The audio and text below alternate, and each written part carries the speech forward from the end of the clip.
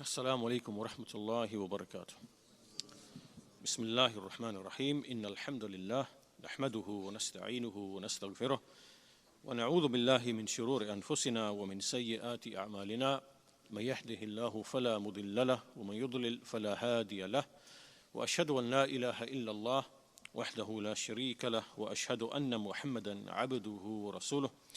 أما بعد فإن أحسن الكلام كلام الله وخير الهدي هدي محمد صلى الله عليه وسلم وإن شر الأمور محدثاتها وكل محدثة بدعة وكل بدعة ضلالة وكل ضلالة في النار. So my lesson today and tomorrow is taking some benefits from this risala, from this treatise of al-Hafidh Ibn Rajab al-Hanbali rahimahullah ta'ala, and he is a scholar from the 8th century after Hijrah, sometime after Shaykh al-Islam Ibn Taymiyyah rahimahullah. And this is a very beneficial treatise that speaks about the meaning of knowledge and dividing knowledge into that which is nafi', beneficial, and ghayru nafi', which is not beneficial. And it explains that with respect to knowledge which is permitted, what are the limits that we adhere to in those types of knowledge. And also it speaks about going to excess in certain types of knowledge and going too deep into certain types of knowledge, how this can be harmful. And the Shaykh generally, he speaks about the excellence and the superiority of the knowledge of the Salaf and their understanding, and what the later people, the Khalaf, what they introduced of affairs which made them inherit degrees of ignorance and long-windedness, and without having the understanding that the Salaf had, that the companions had, and that the Tabi'een had.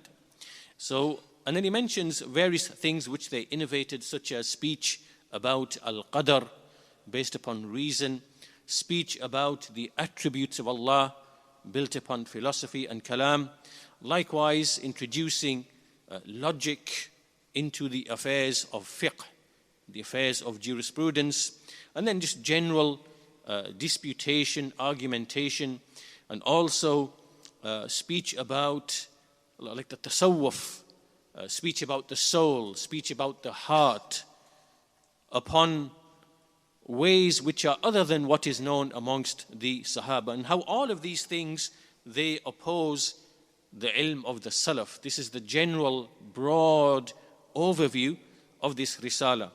So what we want to do is to try and get through as much as we can, inshaAllah ta'ala, and see and take whatever benefits can be taken from this beautiful treatise.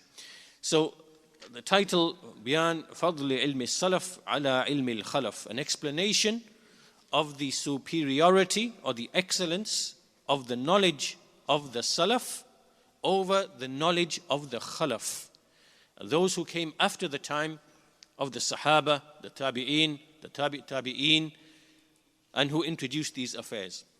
So al-Hafidh Ibn Rajab rahimahullah, he begins after praising Allah, alhamdulillahi rabbil alameen, wa sallallahu ala Muhammad wa alihi wa sahbihi ajma'een wa sallama tasliman kathira. After praising Allah and sending salat and salam upon the Messenger of Allah and his companions, he says, amma ba'd, to proceed, فهذه كلمات مختصرة في معنى al-Ilm. These are some short, concise words on the meaning of knowledge, on the meaning of knowledge. وانقسامه إلى علم نافع وعلم غير نافع. And how knowledge is divided into that which is beneficial and that which is not beneficial. والتنبيه على فضل علم السلف على علم الخلف. And to indicate, to notify the reader of the excellence or the superiority of the knowledge of the Salaf over the knowledge of the Khalaf. So in this first opening paragraph, Al-Hafidh Ibn Rajab has explained the purpose and the objective and the main contents of this treatise. First of all, he said, Ma'na al-Ilm, about the meaning of ilm. What is ilm? When we say ilm, what do we actually mean by this word ilm? Does anybody know the definition of what is ilm? What is the ta'rif of ilm? Because if we are seeking ilm, and ilm about the foundations of the religion is an obligation, what is the very definition of ilm? Does anybody know the definition of ilm? Huh? Okay, what's the linguistic meaning? Because there's lughatan wa istilahan. So first we need to know what is the linguistic meaning of ilm.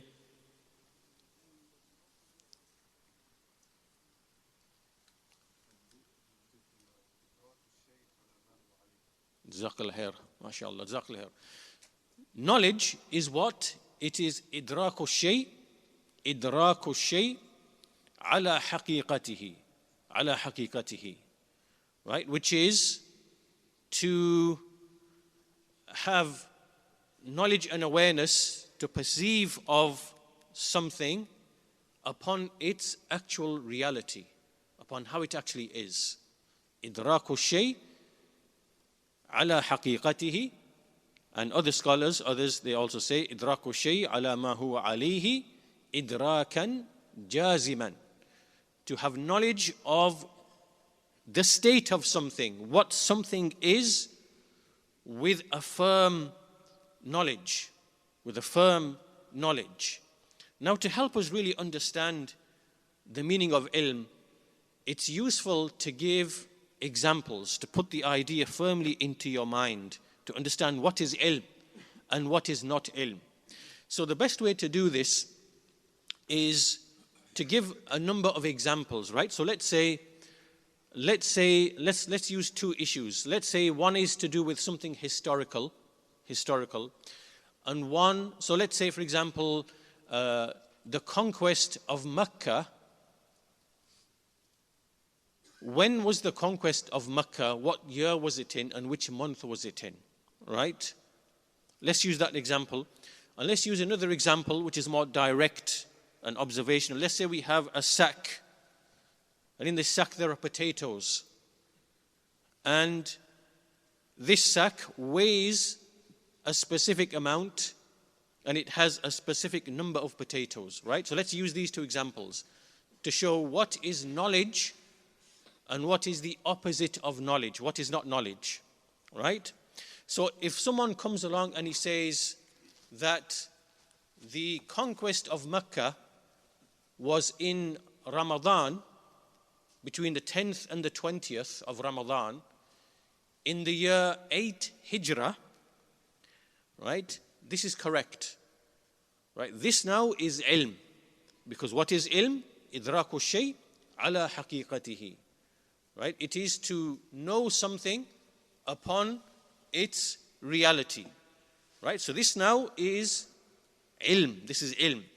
And likewise, if someone said that this sack of potatoes weighs 8 kilograms and within it is 25 potatoes, right? This now is ilm, because it's actually correct and in agreement with the reality. But if someone came along and says the conquest of Mecca was in the 9th of Hijrah, so he says like this, 9th of Hijrah, what is this now? What is this? What is this classed as? Huh?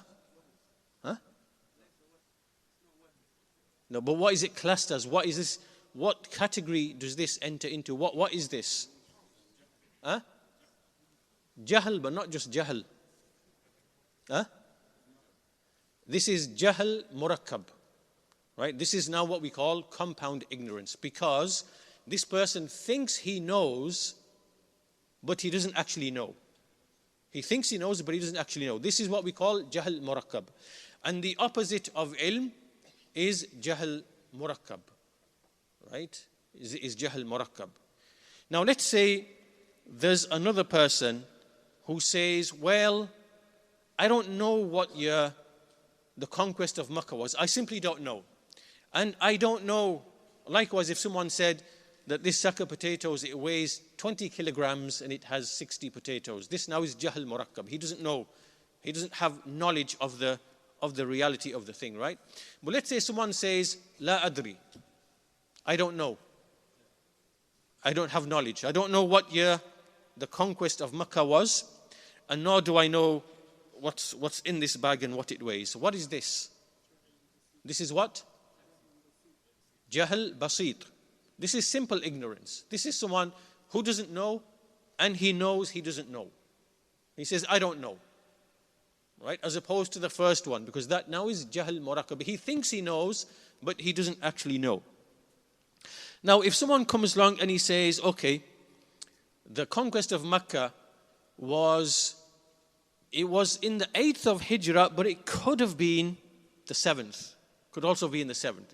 It's in the 8th, but it might have been in the 7th. What is this now? Huh? It's not shak. Right? He says it is the 8th, but it could be the 7th. Huh? No. Right? He overwhelmingly he believes it to be the 8th year of Hijrah, but it could be the 7th. This is dhan. This now is dhan, which is like, well, dhan has different meanings. It can mean different things, to be honest. It can be based upon the context. But here, this would be a dhan, right? He overwhelmingly thinks it to be the 8th, which is correct, but there's something there where it could also be the 7th or the 9th, and he's not really. So this now is a dhan, right? It's not ignorance, compound or simple, but it's a dhan, right? Now, if somebody comes along and says the conquest of Mecca was in the 7th year of Hijrah, but it could be the 8th. What is this now? Huh? Someone said shak. No? This is waham. Waham, right? This is basically to, this is like an error, right? So he said it was the 7th, but it could be the 8th. So he switched it the other way around, right? From, it's the 8th, but it could be the 7th. We're saying it's the 7th, but it could be the 8th. This now is what we call waham. Waham, right? And finally, someone says, I don't know, it could be the 7th or it could be the 8th. I don't know. Or it could be the 8th or it could be the 9th. I don't know which of the two it is. This now is shak. Right? This now is doubt. This is the absence of knowledge. This is shak. Right? So we have to make a distinction between all of these things so that we know what is actual knowledge. What is knowledge? And what is other than knowledge? And this is useful to know because when it comes to, this applies to all types of knowledge. And even when it comes to, for example, the sciences of the world, are these really, is it really knowledge, is it really ilm, that what they are telling us or what we are learning, is it really ilm? And sometimes it can be kadhib, it's built upon kadhib, right? It's upon other than the truth, right? So these types of things are important for us to know. What is actual ilm and what is other than ilm, right? And for example, to illustrate, there might be an agnostic who says, I don't know whether God exists or he does not exist. This is shak. He's doubtful. So he's not in a position of knowledge. So you have no knowledge. So you shouldn't be speaking. And then someone says, well, I don't have a belief in that issue. I don't believe. I have the absence of belief that God exists. Well, you likewise, you don't have any knowledge either. So why are you arguing if you don't have if you don't have any conviction? Right? This is not knowledge what you are bringing. Right? Either bring what is actual knowledge, idraku shay ala haqiqatihi. You're not bringing that, you see. So these classifications are important for us to understand so that when we are speaking to people and people are speaking to us, we need to know, is this actual knowledge you are bringing to me? Is this knowledge? Is it wahm? Is it dhan? Is it shak? Or what exactly is it? Right? So we need to understand these issues very clearly. And then after this, when we speak of ilm, there's a few other points that we have to understand. First of all, ilm refers to the thing which is known, the piece of knowledge which is known, and it also refers to the presence of that knowledge with us. Do you understand? Right? So for example, in this book is ilm. In this book is ilm. There's ilm in this book. Right? This is what is ilm. And likewise, when I make idrak of that, and then it enters into me, and then there's, memorization and so on and so forth, that is also ilm present with me. So ilm is, it is nafsul ma'loom. Nafsul ma'loom. Ilm refers to the thing which is known, the piece of knowledge which is known, right, which is other than the person. And ilm also refers to the nafsul idrak, right? Us perceiving, taking in that knowledge. Knowledge refers to both of these things, right? That's the first point that we need to understand. And the second point is that the scholars, they explain that knowledge is actually of different levels as well, right? So the first part of knowledge is al-ihsas. Al-ihsas, this is just the physical senses, right? I'm seeing things, I'm hearing things, and they come into me, right? After this comes idrak. So idrak is where basically there's some sort of discernment. You are grasping what you are hearing, what you are seeing. You are grasping, you are fathoming. This is what we call idrak. Idrak. And then after idrak, there is hifz, to remember, to memorize. Then there is a tadhakkur, which is to remember. Then there is things like al-fahm, understanding. Then there's al-fiqh, which is comprehension. And then there is ad-diraya, which is again like a deeper type of knowledge. Al-yaqeen, which is certainty. And al-aql, which is, intelligence. All of these come under ilm, is a general word into which all of these levels, they enter into all of that, right? So ilm isn't just like one thing, it has levels and stages and gradations, and all of these come under what is broadly known as ilm. Right. So the first point, when Ibn Rajab says, rahimahullah, فَهَذِهِ كَلِمَاتٌ مُخْتَصَرَةٌ فِي مَعْنَى al-ilm. Right? These are some brief words on the meaning of knowledge. We need to be clear exactly what is knowledge first of all, and distinguish it from al-jahl, which is murakkab, and al-basit, and from dhan, and from wahm, and from shak. Right? So we need to be very clear. Then he says, وَانْقِسَامِهِ إِلَى عِلْمٍ نَافِعٍ وَعِلْمٍ غَيْرِ نَافِعٍ. And its division into knowledge which is beneficial and that which is not beneficial. And to show the superiority of the knowledge of the Salaf over the knowledge of the Khalaf. One thing we forgot to mention is, where is the seat of knowledge? So to complete our previous discussion, where is the seat of knowledge? In the body. Where is the seat of knowledge?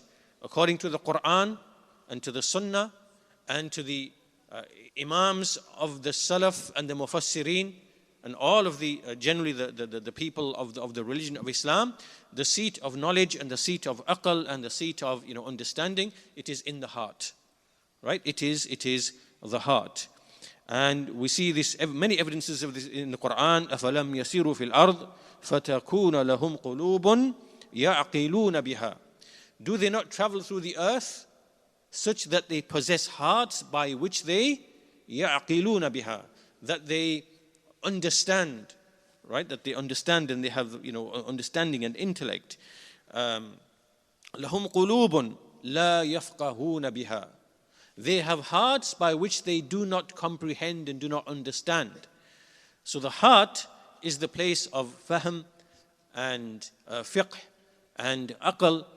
And Ibn Taymiyyah rahimahullah discusses this issue. He has a book on the ruh and aql, and he says the question is asked, where is the seat of knowledge and understanding? Is it the brain or is the heart?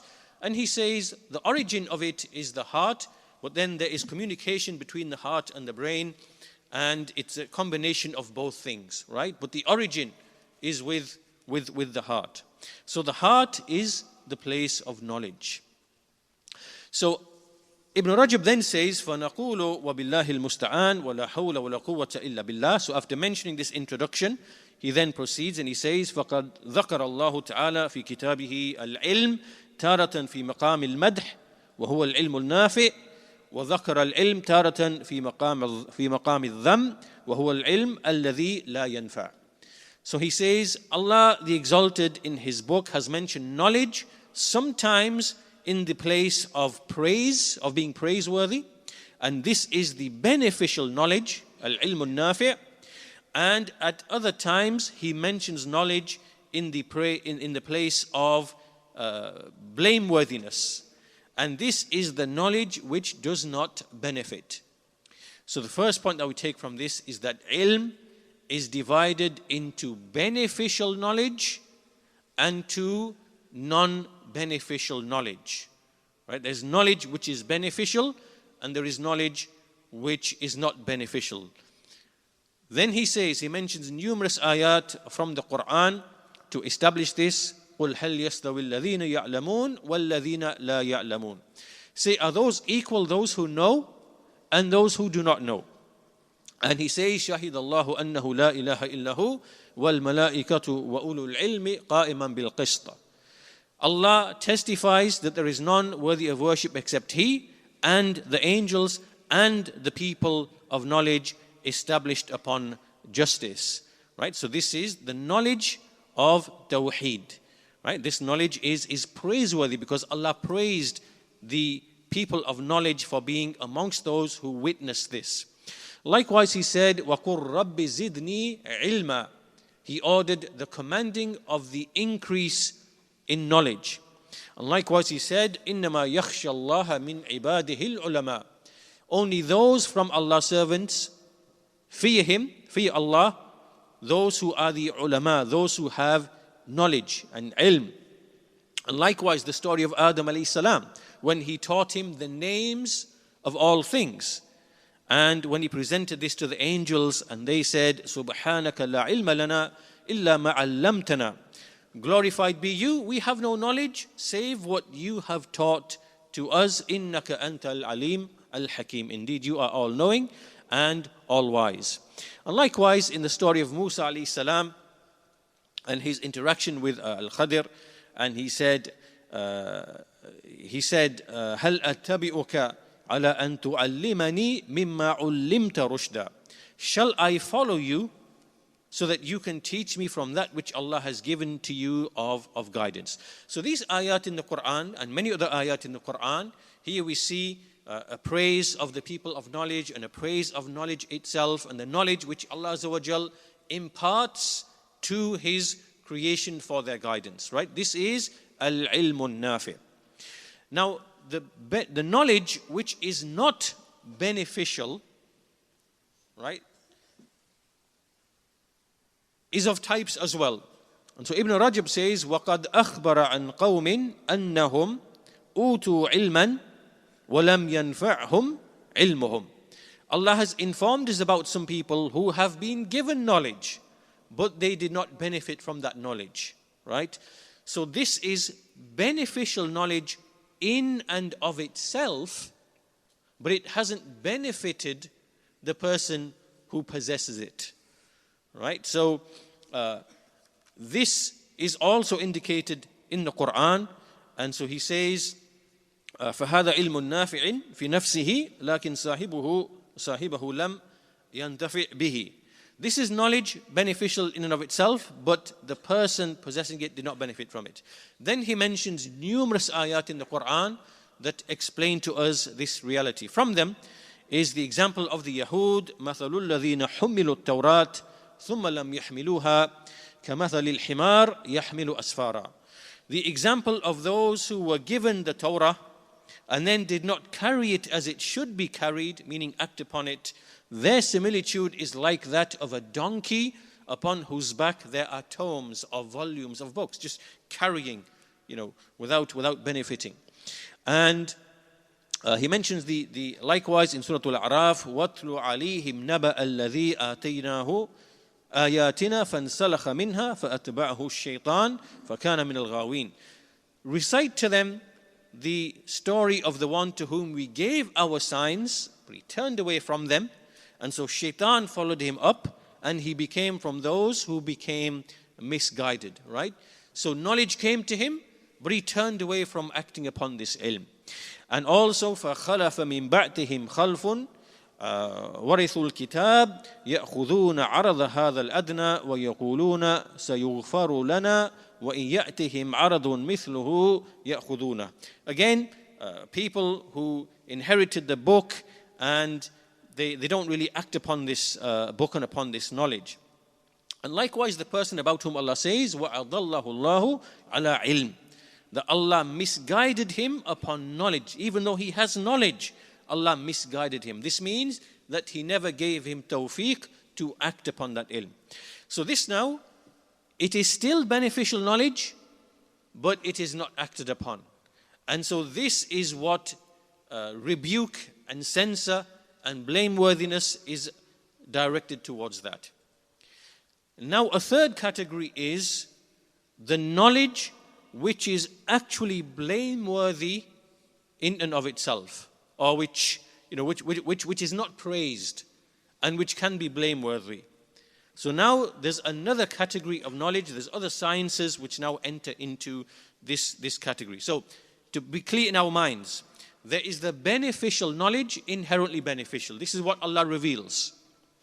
Then there is praise and rebuke on the basis of that knowledge. Praise is for the one who acts upon it, and rebuke is for the one who does not act upon it. Then there is the knowledge which is reviled and rebuked. And there are categories among that. So Ibn Rajab says, rahimahullah, وَأَمَّا الْعِلْمِ الَّذِي ذَكَرَهُ اللَّهُ تَعَالَى عَلَى جِهَةِ الذَّمِّ لَهُ فَقَوْلُهُ فِي السِّحْرِ. As for the knowledge which Allah has mentioned, the exalted, from the angle of rebuke and criticism, then an example of that is sihr, is magic. Right? This magic, a knowledge of magic, this is something that is inherently blameworthy. وَيَتَعَلَّمُونَ مَا يَضُرُّهُمْ وَلَا يَنْفَعُهُمْ وَلَقَدْ عَلِمُوا لَمَنِ اشْتَرَاهُ مَا لَهُ فِي الْآخِرَةِ مِنْ خَلَاقٍ. That they learn that which harms them and does not benefit them. And they knew that whoever purchases of this knowledge, he will have no share in the hereafter. Right? So from the knowledge which entails, which includes and entails, which comprises kufr, or which can be founded upon kufr. And likewise, وَقَوْلُهُ فَلَمَّا جَاءَتْهُمْ رُسُلُهُمْ بِالْبَيِّنَاتِ فَرِحُوا بِمَا عِنْدَهُمْ مِنَ الْعِلْمِ وَحَاقَ بِهِمْ مَا كَانُوا بِهِ يَسْتَهْزِئُونَ. This now is speaking about the people of disbelief. That when the messengers came to them with clear, apparent signs and evidences which are actual knowledge, as we defined earlier on, فَرِحُوا بِمَا عِنْدَهُمْ مِنَ الْعِلْمِ. They began to rejoice with the knowledge, or the science or the knowledge which they basically had with them. And Imam al-Sa'di rahimahullah, he explains this in the following ayah, the next ayah that Ibn Rajab mentions. He says, وَيَعْلَمُونَ ظَاهِرًا مِنَ الْحَيَاةِ الدُّنْيَا وَهُمْ عَنِ الْآخِرَةِ هُمْ غَافِلُونَ. That they know only the apparent outward affairs of the world, yet they are heedless of the hereafter. So here Imam al-Sa'di says that what we find with the people of disbelief is that they know only, for example, the apparent causes and their effects. That, when we do this, this happens, and this cause is tied to this effect, and this whatever. And they do all of this in the absence of acknowledging the musabbib. Right? There's the musabbib, the one who originated the causes and the effects and who tied them together. Then there is the sabab, the asbab, and then there are the musabbabat, the causes and the effects. So what they do is in their sciences, in their knowledge, they study all of the causes and their effects, and by way of that, they excel and they achieve many things to facilitate what they are upon of enjoyment in this world and being heedless of the hereafter and becoming engrossed, right? So they are deeply steeped in all of this, in this type of ilm, in these type of ulum. But all of this is divorced and separated from there being a musabbib. There's no musabbib. There's no one who placed the causes and their effects. And that's why in their sciences, you see, from the two greatest of their sciences today, one is cosmology and the Big Bang, and the second is evolution and biological life. All of their sciences are built upon these two foundations, and you see there's no acknowledgement at all of the musabbib, of the creator within these sciences, right? And so if we apply what we learned at the beginning, we said, what is ilm? Ilm is idraku shay ala haqiqatihi, to know and to have knowledge of something upon its actual reality. Then what we find is that often these people, these sciences, when you think about it, is this really knowledge? Is the Big Bang, is it ilm? What is this? This is jahl murakkab. This is compound ignorance. You think you know how the creation came to be, but it is built upon jahl. And you think you know how life came to be, but it is built upon jahl. It is jahl murakkab. You think you know, but you don't know. You are so misguided, right? And so that's why I said at the beginning, we have to be very careful to actually know what is actual knowledge. What is actual knowledge? And is what I'm learning, is it actual knowledge? Or is it just jahl, dressed as knowledge? Is it just lies, dressed as knowledge? Is it something built upon foundations which is dressed as knowledge? Right? And this is frequent and plentiful in the sciences of the people of disbelief. Right? There are many things that can be said and many examples that can be given to actually, to illustrate this. From them is the claim about the workings of the solar system, likewise even down to the level of the physics that they claim, likewise in much of medicine. There are so many things where if you apply what we've learned, is this actual ilm? Idraku shay ala haqiqatihi, you see, well, it is not. It is actually jahl. Okay, so in these ayat, the people of disbelief, they rejoice with their sciences in order to reject the ayat of Allah subhanahu wa ta'ala. And another way to look at this is that the asal, the origin of the ulum of the religion, of the sciences that have come in the Quran and the Sunnah, of the knowledge of Tawheed and Allah's names and attributes, and of the halal and the haram, and of tazkiyatun nafs and tarbiyat, all of these affairs, all of these sciences, what are they for? They are to establish the ubudiyyah to Allah subhanahu wa ta'ala. Right? This is what the Quran and the sciences, the ilm, which is nafi', which is beneficial, this is what it has come for. As for the sciences of the people of disbelief, it can only be for what is the opposite. Right? It is to ubudiyyah to other than Allah subhanahu wa ta'ala. It can't be for any other. It's just not possible for the sciences of the people of disbelief to be for the ubudiyyah to Allah. And even if within those sciences there are some, there is like facilitation and benefit in the worldly affairs, right? It is really only directed to ubudiyyah to other than Allah, even if there is some benefit in facilitation. For example, transportation. Right? But that transportation, what is it really being used for? It's to commit sins and for shahawat, and in its asal, it is not really for establishing ubudiyyah to Allah. Whereas we as Muslims, we take from these sciences and from these knowledge that by which we establish obedience to Allah. This is how we take from them. But in its foundation for the people of disbelief, these sciences cannot be for establishing ubudiyyah to Allah, because they don't recognize the musabbib, the originator of the creation. So therefore, how can their sciences be for something that is actually beneficial in the religion? So for all of these reasons, this is why we have to be very careful in these types of sciences. Anyhow, this is the type of knowledge which is blameworthy in and of itself. It has numerous categories. The Sheikh mentioned shirk. He mentioned numerous sciences of the people of disbelief, their preoccupation with the outward apparent things, and how all of this is a distraction away from the beneficial knowledge. Then he says, because of all of this, وَلِذَلِكَ جَاءَتِ السُّنَّةِ بِتَقْسِيمِ الْعِلْمِ إِلَى نَافِئٍ وَغَيْرِ نَافِئٍ وَالْإِسْتِعَاذَةِ مِنَ الْعِلْمِ الَّذِي لَا يَنْفَعُ وَسُؤَالِ الْعِلْمِ النَّافِعِ. So built upon all of this, the Sunnah has come to divide knowledge into beneficial and non-beneficial, and to seek refuge from the knowledge which does not benefit, and to ask Allah from the knowledge which benefits.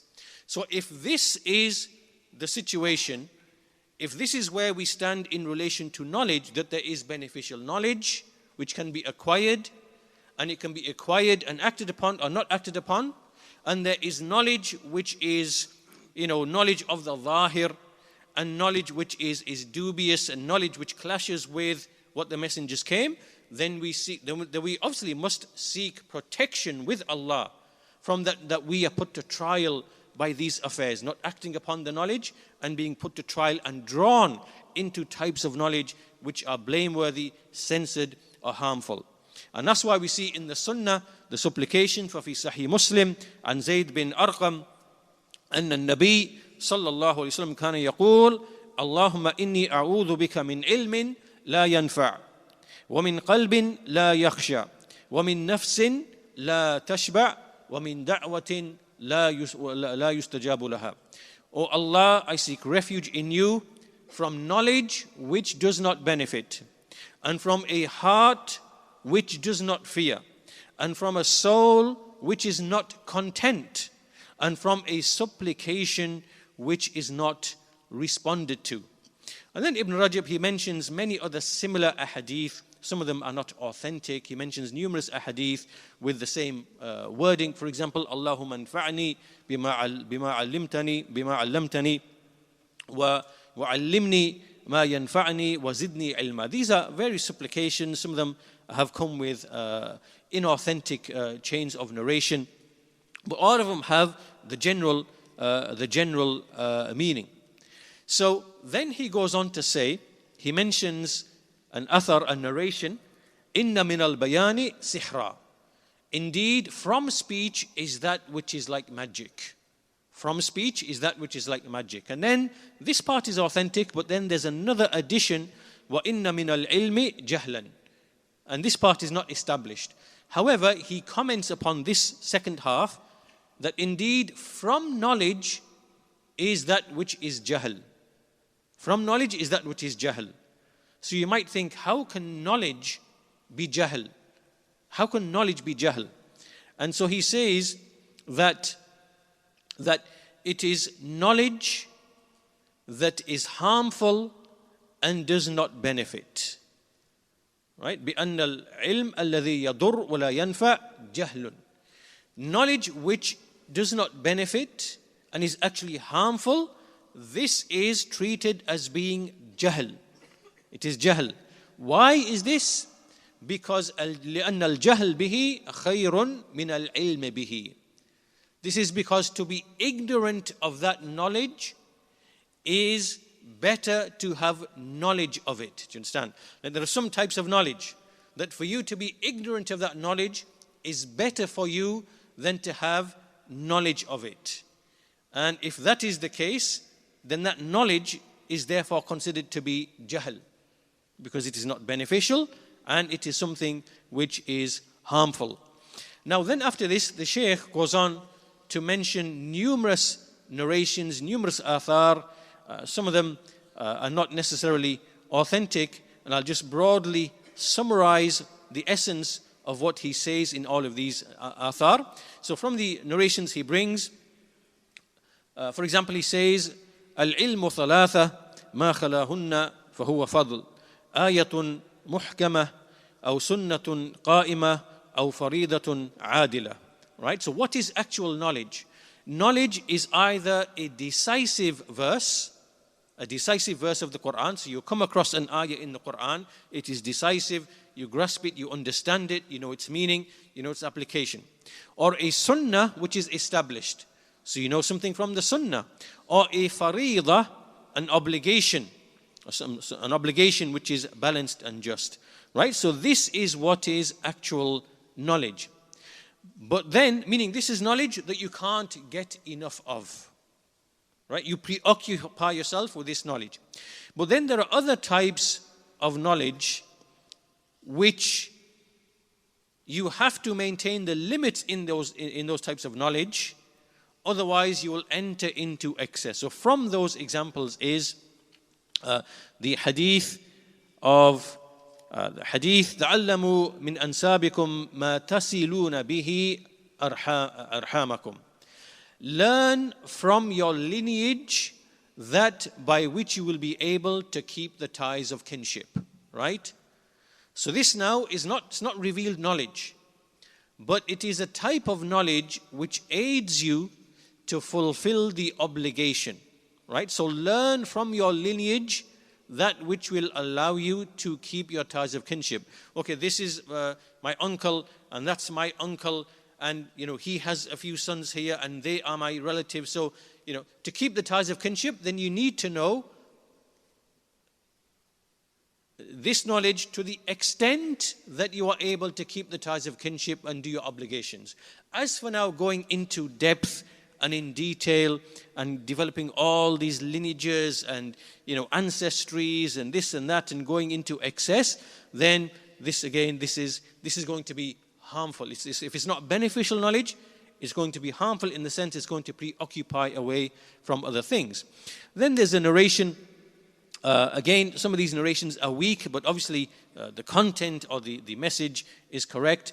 تَعَلَّمُوا مِنْ أَنْسَابِكُمْ مَا تَصِلُونَ بِهِ أَرْحَامِكُمْ ثُمَّ انْتَهُوا. Learn from your lineage that by which you can keep the ties of kinship, then stop. وَتَعَلَّمُوا مِنَ الْعَرَبِيَّةِ مَا تَعْرِفُونَ بِهِ كِتَابَ اللَّهِ ثُمَّ انْتَهُوا. Learn from the Arabic language that which you are able to know the book of Allah, then stop. So with the Arabic language, there is a limit as well. وَتَعَلَّمُوا مِنَ النُّجُومِ مَا تَحْتَدُونَ بِهِ فِي ظُلُمَاتِ الْبَرِّ وَالْبَحْرِ ثُمَّ انْتَهُوا. And then acquire knowledge of the stars, the constellations, that by which you are able to guide yourself in the darkness on the land and the sea, then stop. Right? So all of these now, these are not, these are sciences or types of knowledge where there is a limit in terms of which the benefit can be realized, and then beyond that it is an excess. Right? So he gave 3 examples, which is lineage, the Arabic language, and likewise knowledge of the stars and how to navigate and how to, and so on and so forth. قال عمر رضي الله عنه تعلموا من النجوم ما تهتدون به في بركم وبحركم ثم أمسكوا وتعلموا من النسبة ما تصلون به أرحامكم وتعلموا ما يحل لكم من النساء ويحرم عليكم ثم انتهوا. Again, similar about the stars, about your lineage, and about what is lawful and unlawful to you from the women that you are allowed to marry. Right? So this enters into who are your relatives and, which is this and that. So, who is mahram, who is not mahram. So this type of knowledge is something where it has basic limits. And even with respect to the stars, we have an authentic hadith, man iqtabasa shu'batan min al-nujum faqad iqtasaba shu'batan min al-sihr. Whoever acquires a branch of the knowledge of the stars, then he has acquired a branch of the knowledge of magic. Right? So even when we enter into these types of knowledge, there are aspects of these types of sciences which also enter into, so for example, astrology by way of example, this you find, knowledge of astrology or astronomy, the magicians possess this knowledge because it is part and parcel of them, according to their belief, invoking the spirits and, that they believe are associated with the stars and the planets, which are really just jinn that come to them. So some of these types of knowledge, there are limits which have to be kept, otherwise you start going into the kind of grey kind of areas.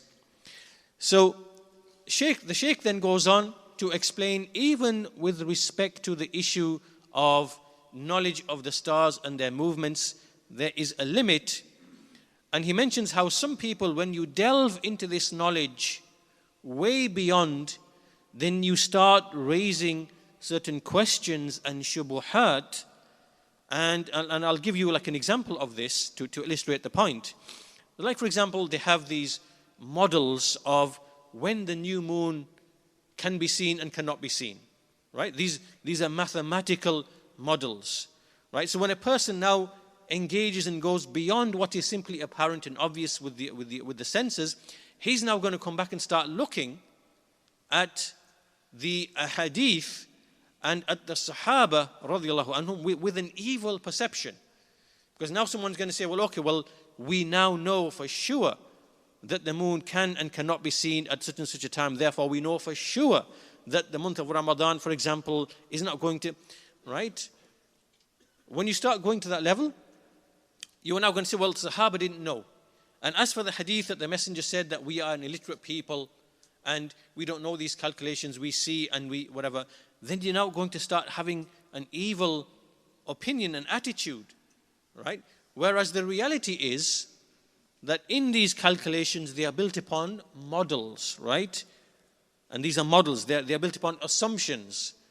And they don't account for all of the actual reality, such as the elevation. You have to assume that the earth is a sphere and it is, with a circumference of 24,000, almost 25,000, miles. And you have to make these assumptions into the actual model, right? But you're not accounting for the actual ground realities which exist, such as, like the elevation. Someone could be living high up in a mountainous area, right, which is quite significant, 3,000 or 4,000 feet above sea level. The atmosphere could be more clearer in certain places and as opposed to other places, right? So it could be that a person in a certain location, because of elevation, can actually see the new moon.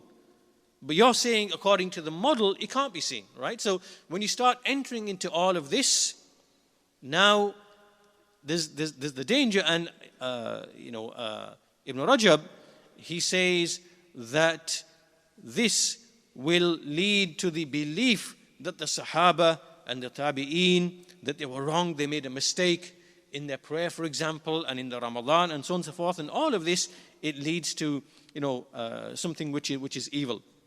This is why, and likewise, not only that, even in aspects of belief as well, he says some people have even gone to question the hadith of nuzul, that Allah subhanahu wa ta'ala, He descends to the lowest heaven, during the last third of the night.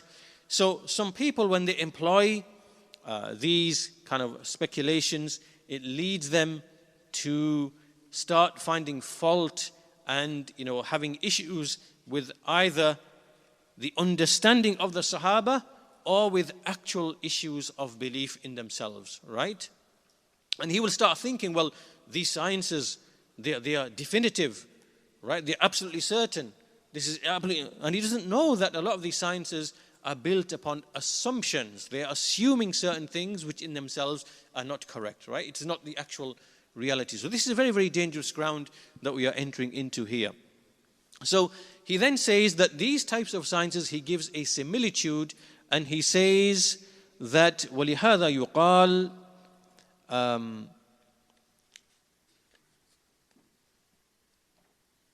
he says وَلِهَذَا يُقَالُ إِنَّ الْعَرَبِيَّ فِي الْكَلَامِ كَالْمِلْحِ فِي الطَّعَامِ. To give an example, with Arabic language particularly.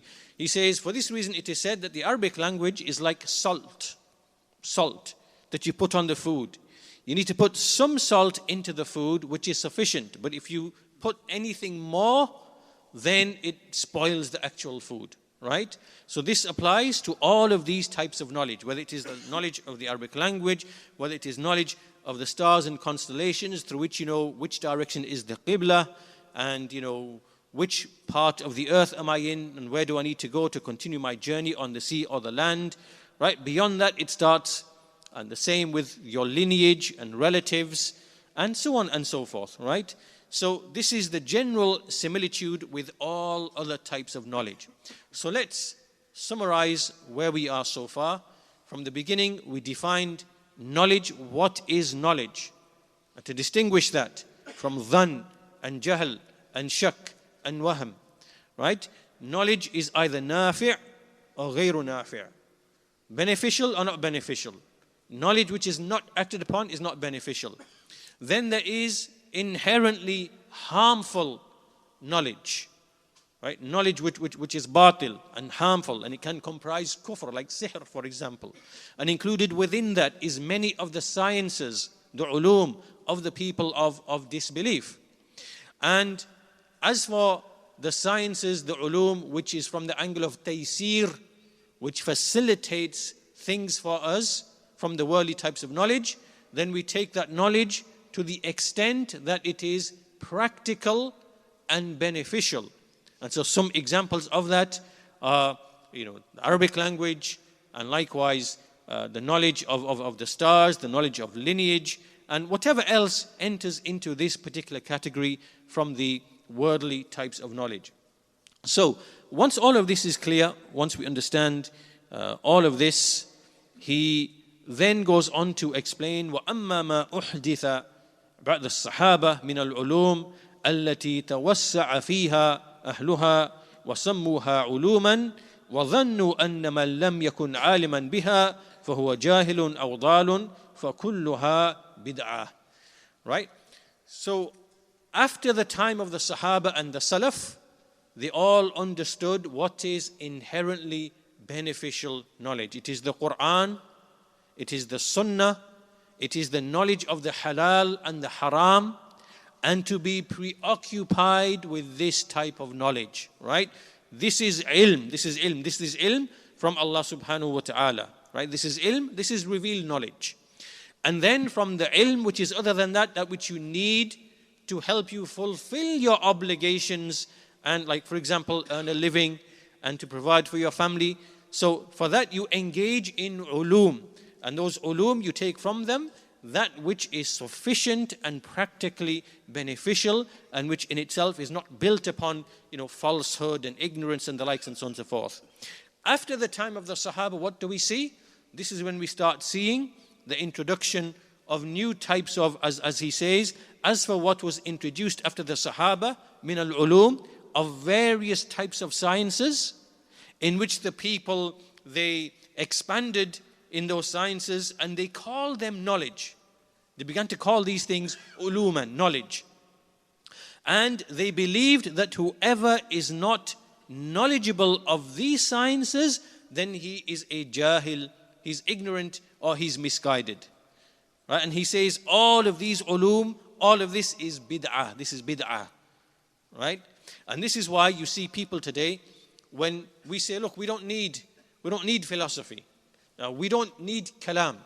We don't need logic. We don't need the ulum, the speculative ulum of the kuffar to know, to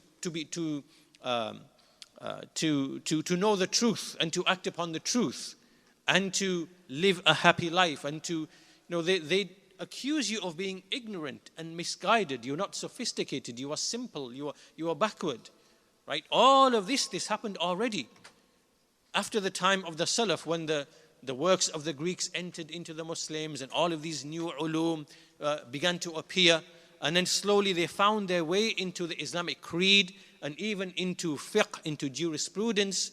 All of this happened afterwards. And so Ibn Rajab is saying that these people who claim that unless you know these things, like for example, unless you know Kalam or falsafa, you can't really establish belief in Allah and know Him, and unless you know logic and principles of logic, you can't really do fiqh, right? You can't really understand the jurisprudence. All of these things came afterwards. And they said that if you don't know these things, you are ignorant and you are misguided. All of this, he says, this is bid'ah. وَهِيَ مِن مُحْدَثَاتِ الْأُمُورِ الْمَنْهِي عَنْهَا. These are from the innovated affairs which are prohibited. Now Ibn Rajab, in a large bulk of the book, he then goes on to explain 5 examples.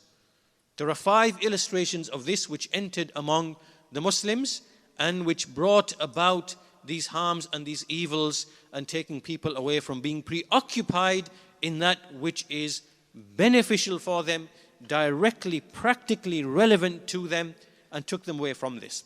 So he says, فَمِنْ ذَلِكَ مَا أَحْدَثَتْهُ الْمُعْتَزِلَةِ مِنَ الْكَلَامِ فِي الْقَدَرِ وَضَرْبِ الْأَمْثَالِ لِلَّهِ وَقَدْ وَرَدَ النَّهِي عَنِ الْخَوْضِ فِي الْقَدَرِ.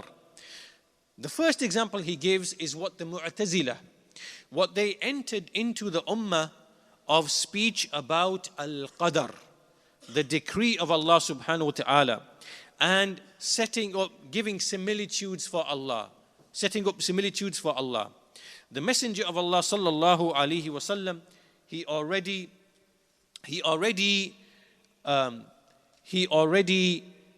prohibited this type of khawd, this type of disputation and delving in the issue of al-Qadr. And Ibn Rajab goes on to bring numerous athar.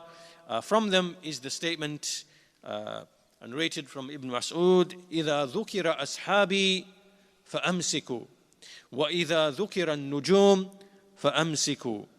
And likewise, لا يزال أمر هذه الأمة موافيا ومقاربا ما لم يتكلموا في الولدان والقدر. So he brings numerous narrations. Again, some of the authenticity is not established, but in general the ma'na, the prohibition of al-Qadr and disputing therein is established, and the Messenger himself became angry when some of the companions were disputing about al-Qadr, the issue of al-Qadr. So he says that Ibn Abbas narrates that he said to Maymun bin Mahran, إِيَّاكَ وَالنَّظَرْ فِي النُّجُومِ فَإِنَّهَا تَدْعُو إِلَى الْكَهَانَةِ وَإِيَّاكَ وَالْقَدَرْ فَإِنَّهُ يَدْعُو إِلَى الزَّنْدَقَةِ وَإِيَّاكَ وَالشَّتْمَ أَحَدٍ مِّنْ أَصْحَابِ مُحَمَّدٍ صَلَّى اللَّهُ عَلَيْهِ وَسَلَّمَ فَيُكِبُّكَ اللَّهُ فِي النَّارِ عَلَى وَجْهِكَ. So he gave him 3 pieces of advice. Beware of looking into the stars, meaning beyond what is necessary, such that because this invites to things like fortune telling and things of that nature. And beware of al-Qadr, meaning delving in al-Qadr beyond the limits, because this invites to heresy. It draws to heresy. And beware of reviling anyone from the companions of Muhammad sallallahu alaihi wasallam, such that Allah throws you in the hellfire upon your face. Right? So this is something the Messenger has already warned us about, to start delving about al-Qadr and disputing and trying to realize what is the secret of al-Qadr and why this and why that and how is this person being punished and why is it this harm and evil and this murder and this and that and calamity. When you start going into that, you now are opening the doors for zandaqa.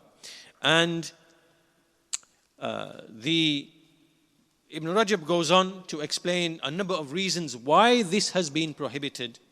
So one of the reasons is that someone who affirms al-Qadr, he will use some verses of the Quran to establish al-Qadr. He will now start arguing with another person who uses other verses of the Quran to negate al-Qadr. Right? But in this verse it says such and such. And this verse, and so the Messenger, this actually happened in the time of the Prophet sallallahu alaihi wasallam, and he became angry at that and he prohibited it. Right? Because why? This now is finding controversy and in the book of Allah subhanahu wa ta'ala and using parts of it against others. This is the first one. And the second is, the reason why it's prohibited is that the people start using rationalities in their minds. So one person might say, well, how can Allah reward and punish people if He has decreed their actions for them? right? This is injustice. He's going to use his mind. And another person is going to say, no, well, this must mean that we actually have no free will at all, right? So the Jabariyah said we have no free will, and the Mu'tazila said, well, for Allah to punish and reward, this is injustice. So therefore, Allah cannot really be creating our actions and willing our actions. We must be independent creators, right? So all of this, the Messenger of Allah, he knew this happened in previous nations, and he knew this was going to happen in this nation, which is why he prohibited this issue of delving into al-Qadr, because al-Qadr is the sir, it is the secret of Allah subhanahu wa ta'ala, it is the ilm of Allah subhanahu wa ta'ala, and the mind is unable to fully grasp and comprehend all of these events which happen.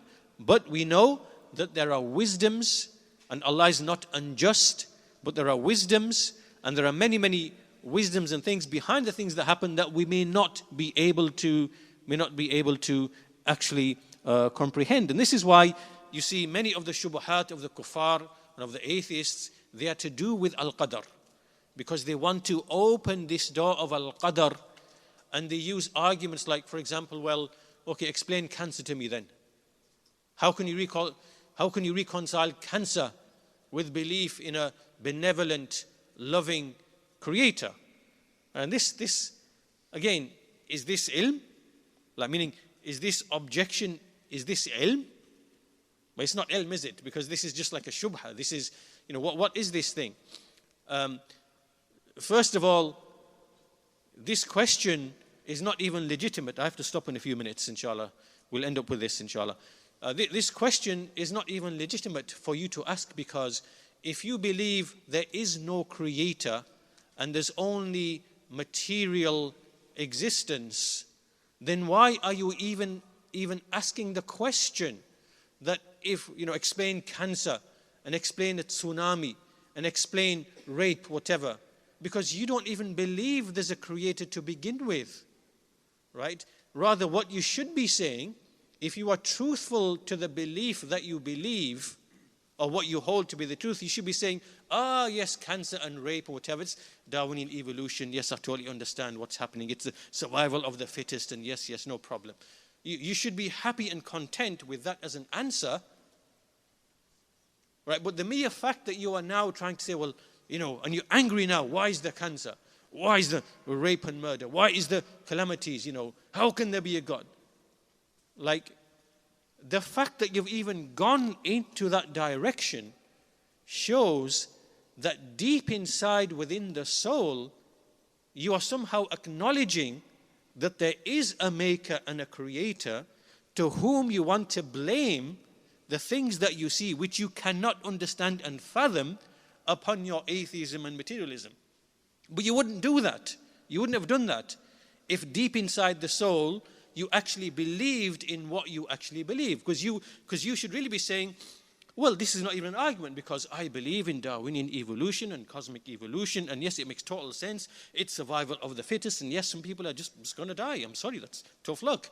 And the tens of millions who got starved in the Ukraine and all of this, whatever, it makes total sense. It's just, sorry, you just got the bad end of cosmic and geological and Darwinian evolution. Perfect, right? That's what you should be saying, and you should stop there. But the fact that you're going beyond that, then it shows clearly somehow in your psyche, in your soul, there's some subconscious acknowledgement of a maker that you want to blame, and for all this murder and rape and this, whatever. And so this is why, in a way, sometimes the people, although they try to drown the fitrah, they can't do it. And it comes out unintendedly. And sometimes when you speak to these people, that's what you see coming from them. Right? Like deep inside your soul, there's an acknowledgement of a creator, because you wouldn't be trying to blame this creator which you believe to be a myth and imaginary. You wouldn't be using that as an argument. You wouldn't be even doing that. But this is connected to al-Qadr. Connected to al-Qadr. And that's why they bring these issues. And so obviously we have to have knowledge of al-Qadr to the degree that we are able to repel these things. And so obviously, I have to stop now. But obviously there are ways to respond to these issues. But anyhow, to come to a close for part one of our lesson, Ibn Rajab is now starting to discuss certain innovations which entered into Islam, various types of ulum, sciences, rationalities, which took people away from the beneficial knowledge that the Sahaba were upon and got them tangled in all these other things. So with that, we have to close. Walhamdulillahi Rabbil Alameen. Wa sallallahu ala nabiyyina Muhammad wa ala alihi wa sahbihi ajma'in. Inshallah, we'll continue tomorrow. Inna alhamdulillah, nahmaduhu wa nasta'inuhu wa nastaghfiruh. ونعوذ بالله من شرور أنفسنا ومن سيئات أعمالنا من يهده الله فلا مضل له ومن يضلل فلا هادي له وأشهد أن لا إله إلا الله وحده لا شريك له وأشهد أن محمدا عبده ورسوله أما بعد فإن أحسن الكلام كلام الله وخير الهدي هدي محمد صلى الله عليه وسلم وإن شر الأمور محدثاتها وكل محدثة بدعة وكل بدعة ضلالة وكل ضلالة في النار. So today we continue with this risala of al-Hafidh Ibn Rajab al-Hanbali rahimahullah.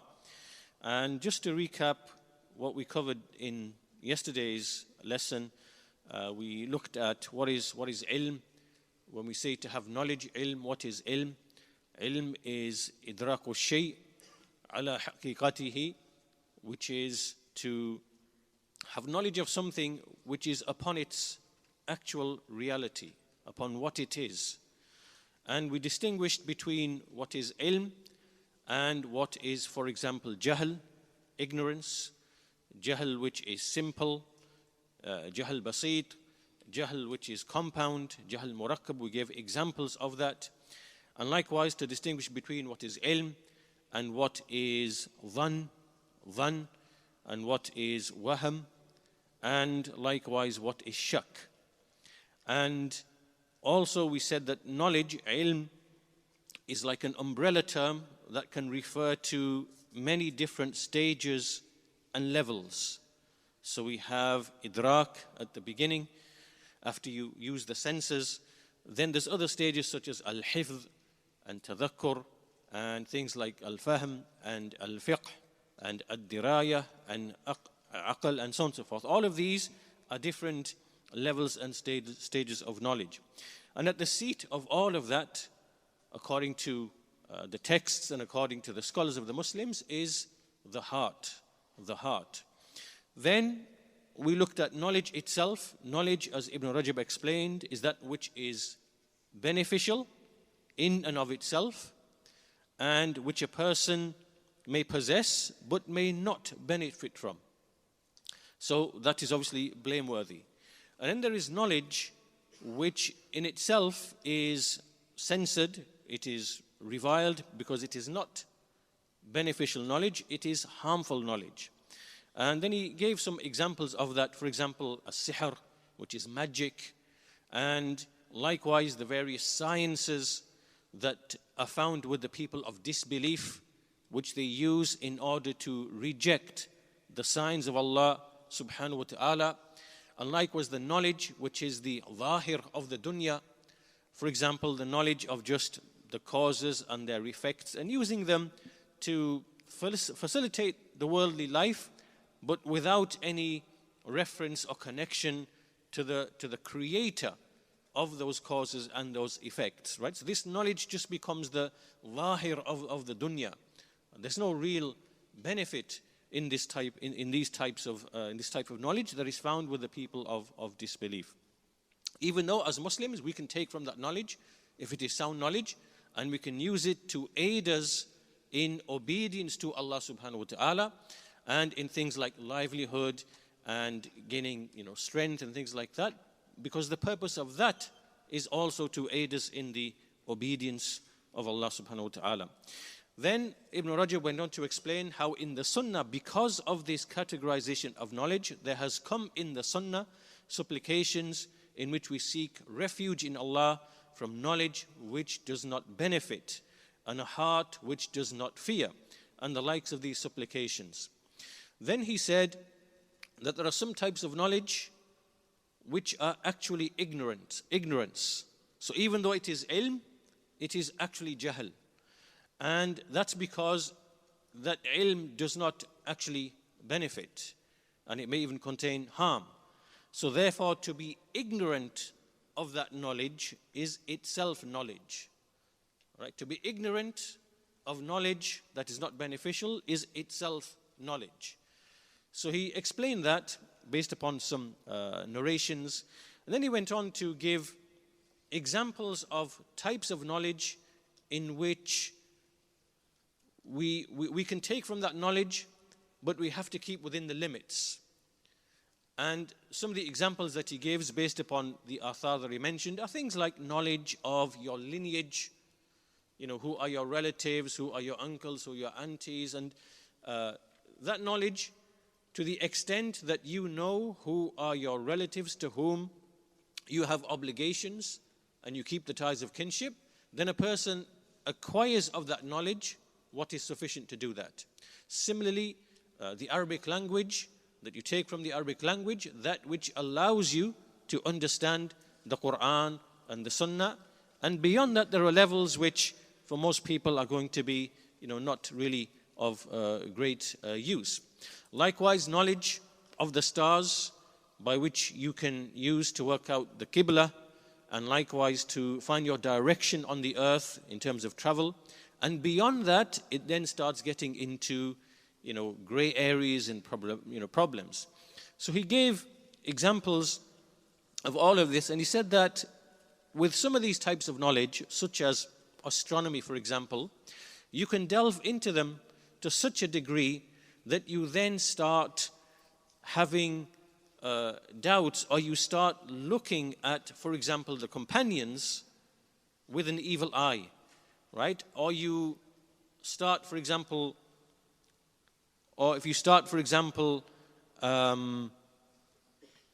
questioning some of the texts of the Messenger of Allah, such as, for example, the hadith about sighting of the moon, and that we do not use astronomical calculations. And someone might think, well, how come we know for sure that with mathematical calculations we know for sure that we can and cannot see the moon, and that's definitive, and yet we are relying upon sight, which is... So when you go to that level, then these types of shubuhat and these types of evil perceptions towards the texts, they start to arise. And even then, with these calculations, they are built upon models, they are built upon assumptions. Like we said yesterday, that the sighting of the moon, you have to assume that the earth is a very smooth, sphere, and lots of other assumptions, whereas we know that there are different heights. People in different places in the same land can have elevations, and someone high up can possibly see the moon, someone low down cannot see the moon. But if you're operating that everything is at sea level and you're making these assumptions in your model, then there's going to be flaws in that model, right? And so because of that dubiousness, that's why Islam is built upon what you can directly see with the vision of the eyes, and you just go off that, simple. And this is accessible to everybody. But the point being that when you go to a certain level, then you enter into the realm of what is dubious, unclear, and it generates these types of shubuhat. So take what you need and suffice with that. And then he said that, like with Arabic, for example, it is like salt that you put on food, and you use a certain amount that is sufficient, and any further it then spoils the food. So use this as an analogy for all of these types of sciences and types of knowledge, that there's a certain amount which is of practical benefit, and then beyond that you then start wasting your time or entering into that which is speculation or other harms that can come. Now, after mentioning all of this, Ibn Rajab then went on to mention how after the time of the Sahaba radiyallahu anhum, who had the beneficial knowledge, al-Ilm al-Nafi', the Quran, the Sunnah, knowledge of the halal and the haram, what pleases Allah, what angers Allah, after they had this knowledge and they were the most knowledgeable and their speech was little, he then said after that time there certain sciences began to enter into the Muslims. And the first example he gave, just before we continue, can you move forward, please, to make more space? There's people waiting outside. So if you can try to just squeeze a bit forward, inshallah ta'ala, just to create more space at the back. Jazakumullahu khairan. So he then began to give some examples of some of these ulum, some of these sciences which were entered into the ranks of the Muslims. The first one he gave, that we discussed yesterday, was the issue of al-Qadr. Al-Qadr. And this came from the direction of the Mu'tazila, and before them from the likes of al-Ma'bad, al-Juhani, and Ghilan, al-Qadari.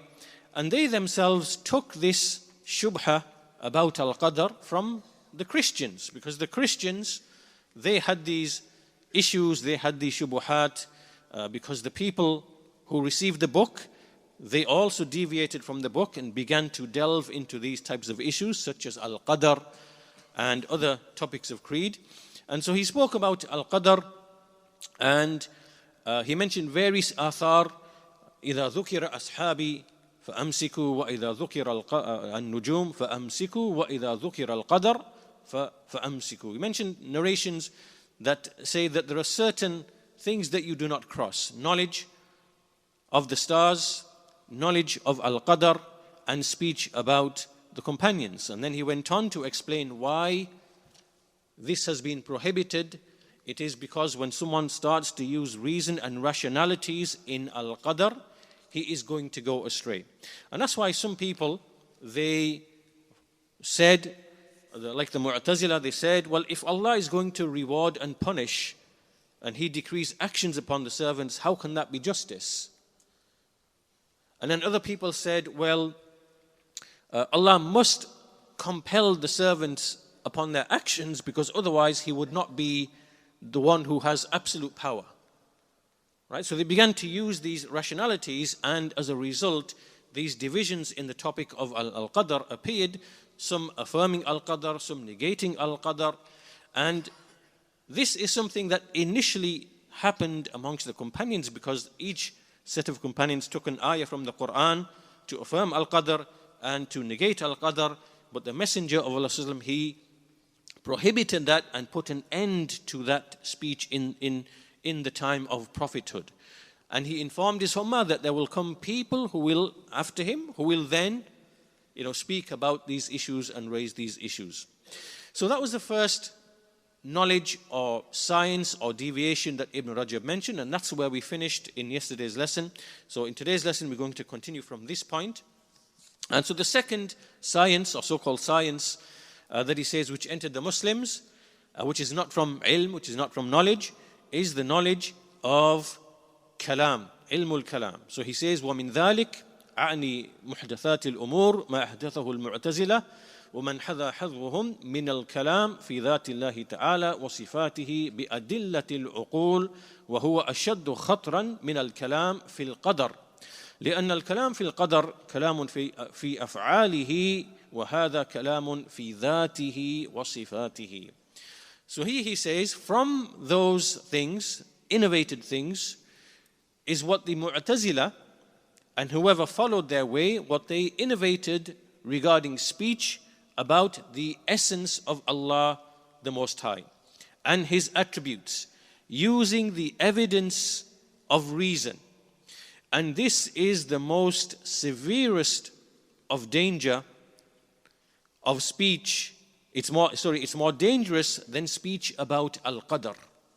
Right? So even though people began to speak about al-Qadr, this speech which appeared after al-Qadr is even more dangerous, because al-Qadr, when you speak about al-Qadr, what are you really speaking about? You are speaking about the actions of Allah subhanahu wa ta'ala.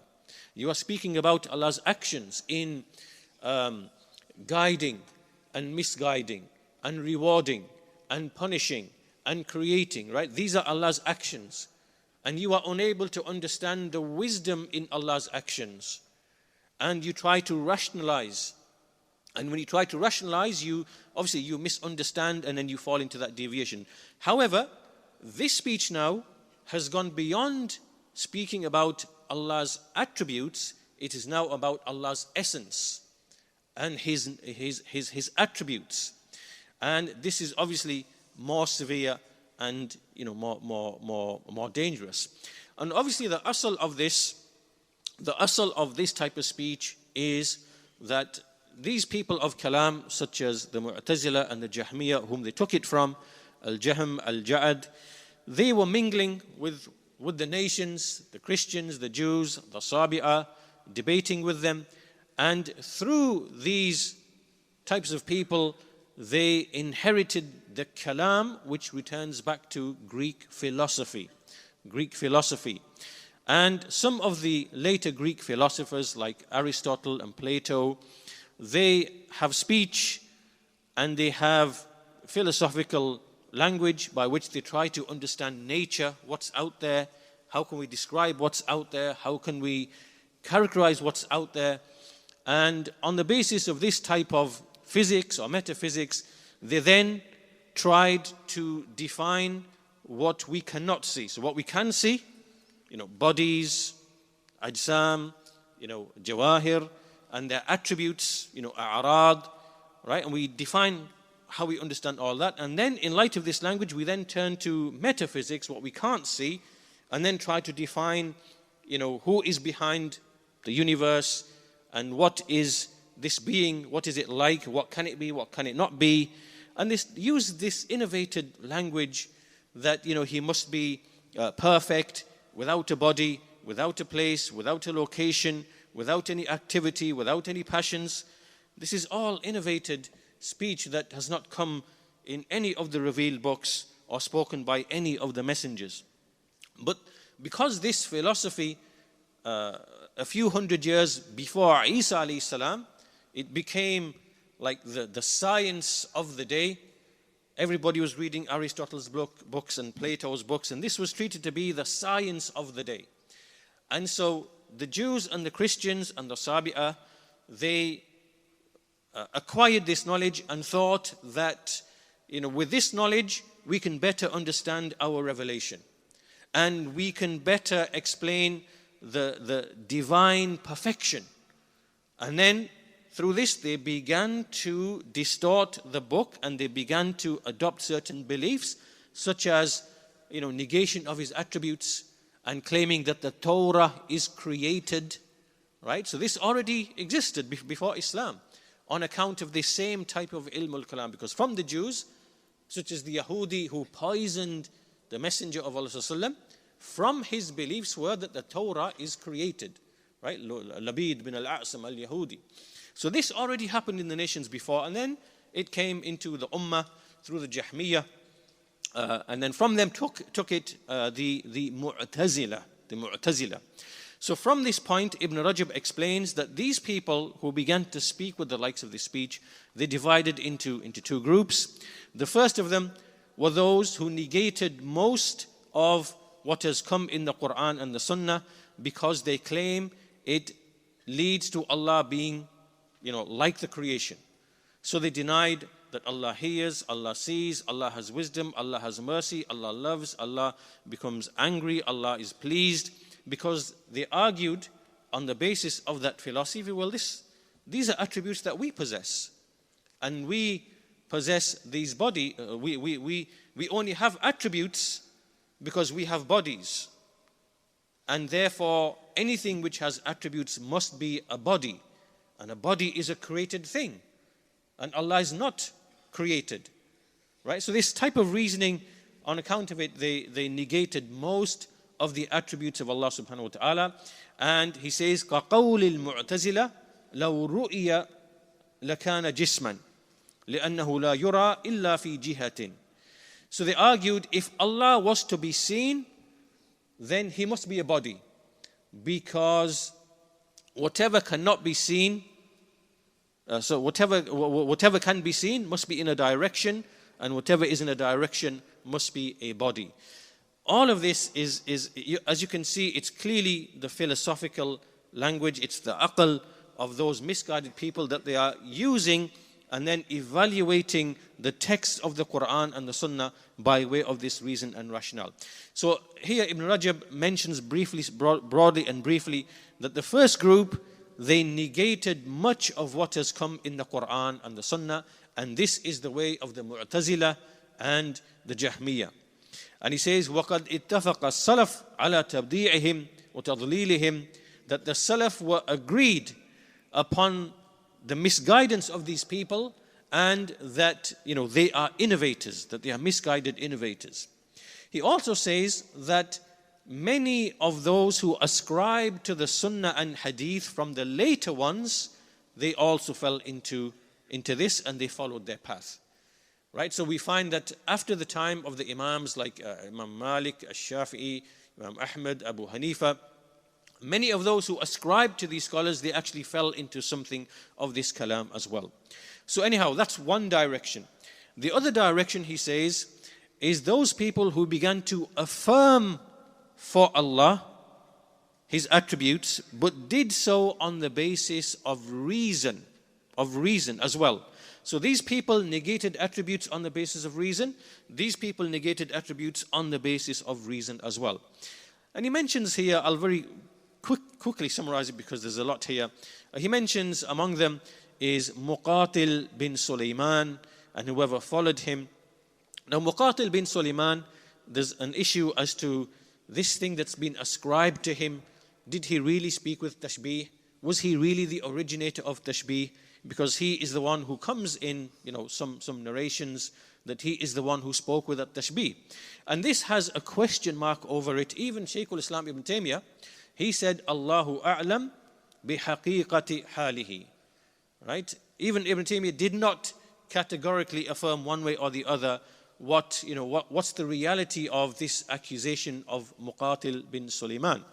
In any case, Ibn Rajab here is mentioning that in contrast to this group, another group began to exaggerate in affirming the attributes, and they began to affirm attributes which were not found in the Quran and the Sunnah.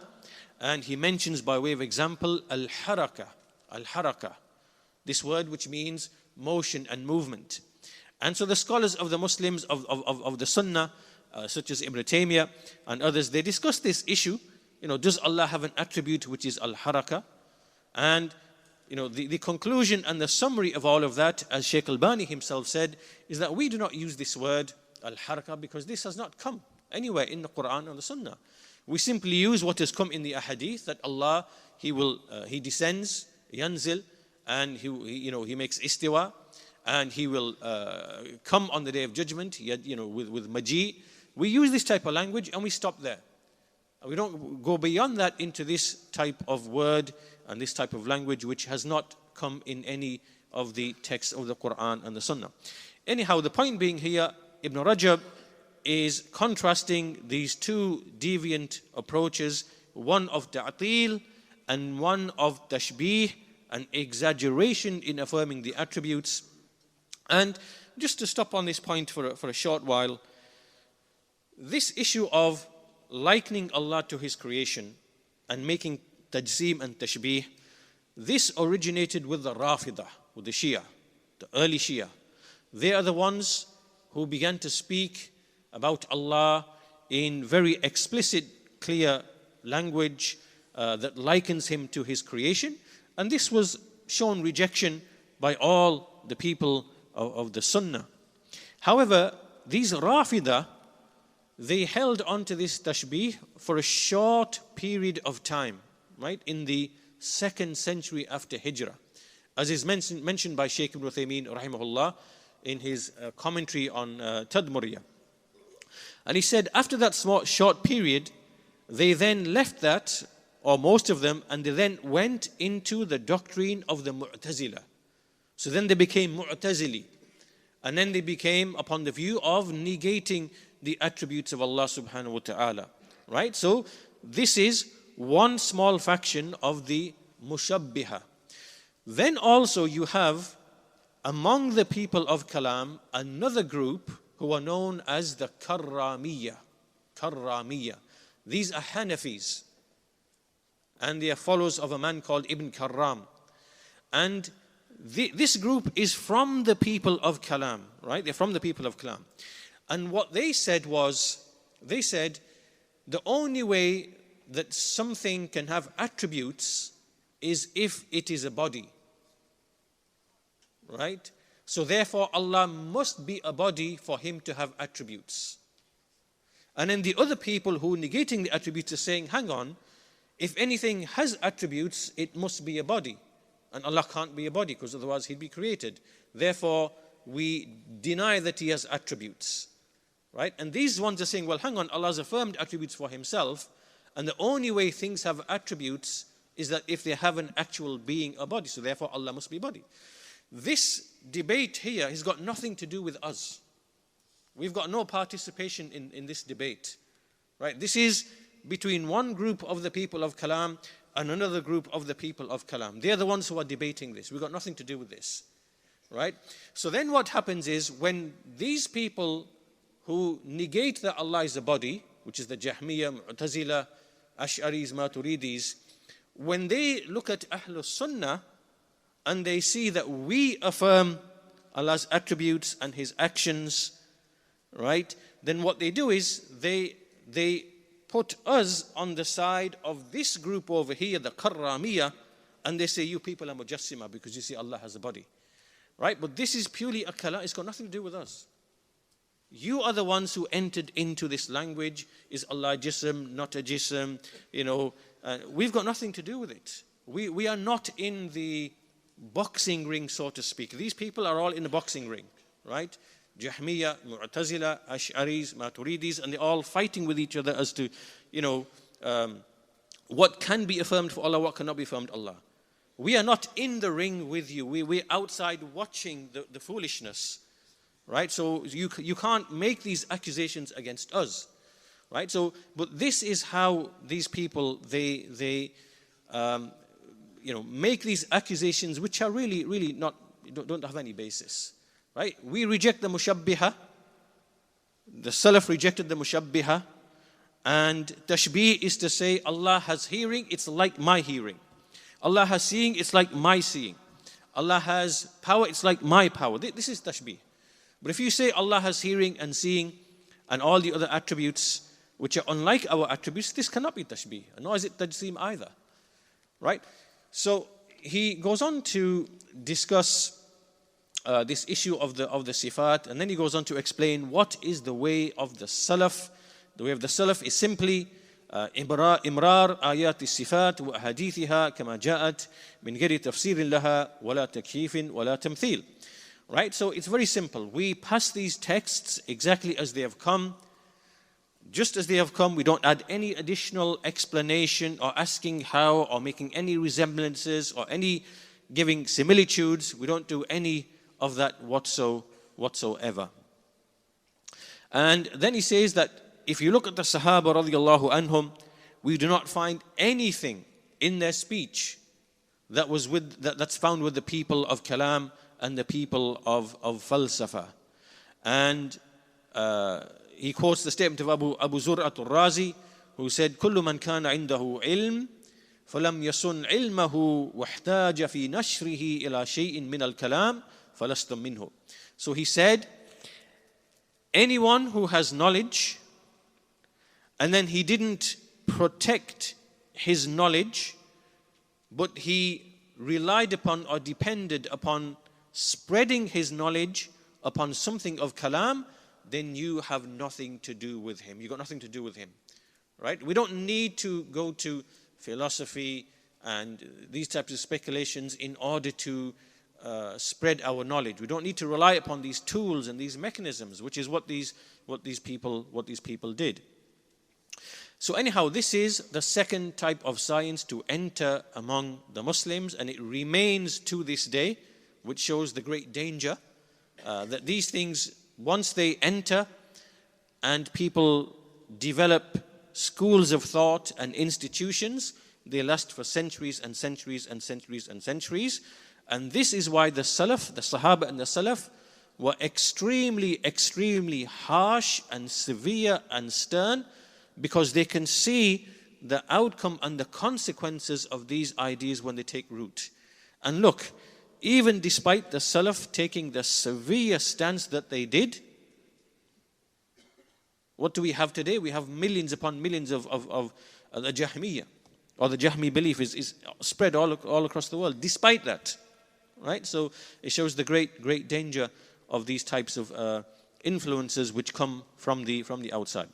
Anyhow, the third type of knowledge now that he mentions, and I'll mention it very briefly, is that he says, وَمِن ذَلِكَ أَعْنِي مُحْدَثَاتِ الْعُلُومِ, from the innovated sciences, ما أحدثه فقهاء أهل الرأي من ضوابط وقواعد عقلية ورد فروع الفقه إليها. So he says, from those things which have been innovated, which is like a type of knowledge which is innovated, is what the fuqaha, the jurists of the people of opinion, have introduced of certain rules and principles and rational kind of rationalities by which they evaluate the affairs of fiqh and jurisprudence by way of those principles and those rationalities. And so he says that irrespective of whether these principles of theirs, they agree with the Sunnah or not, right? They use these principles in order to, for example, make ta'wil of the Sunnah if it doesn't agree with these rationalities, and which actually oppose what's actually in the text. So here what Ibn Rajab is pointing to is something which happened early on from the people of Ra'i, and they laid their own principles and rules and aspects of reason by which to make the foundation to which fiqh itself returns back to. Then, after that, the translation of the books of the Greeks and Greek logic, this entered into the Muslims, Aristotelian logic, and amongst the people of Islam there were debates as to, okay, can we really use it, can we not really use it, and there were these debates going on until the time of al-Ghazali, right? Al-Ghazali, from the Ash'aris, he came in the 5th and early 6th century, and he wrote a book, and in this book he basically claimed, he said, that no one can really be a scholar or be a faqih until and unless he knows logic. Right? So he made this claim and he wrote this book.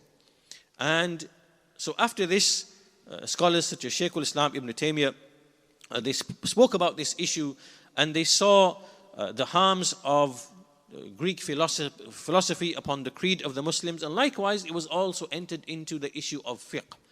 And to summarize the entire discussion, Ibn Taymiyyah's discussion of this very briefly is that he says that whatever small amount of benefit that might be in logic, once we remove all of the corrupt beliefs and things which are generally associated with Greek logic, because that Greek logic was developed in the context of whatever they believed in their philosophy. So once you strip it away from all of that, whatever is foreign and whatever is corrupt, then whatever is left of a tiny amount of benefit, the Muslims are not in need of that. We are not in need of that to help us understand the Quran and the Sunnah. And also, it is extremely long-winded, it is confusing, and it just, lengthens the journey to where you want to be. So, and he's obviously, he wrote books on this, refutation of the logicians and things like that. And then he makes many, many points, such as the Sahaba. They had no knowledge of Greek logic. Yet they were the most knowledgeable of the Quran and the Sunnah. So how can someone come in the 6th century and say that you cannot be a faqih or an alim or a real scholar unless and until you understand the principles of logic and Aristotelian logic? What is the definition of a thing, and all the syllogisms and everything else? How can you claim that? Abu Bakr did not know this. Umar did not know this, radiallahu anhum. And they were the most knowledgeable of the religion and the most fearful of Allah subhanahu wa ta'ala.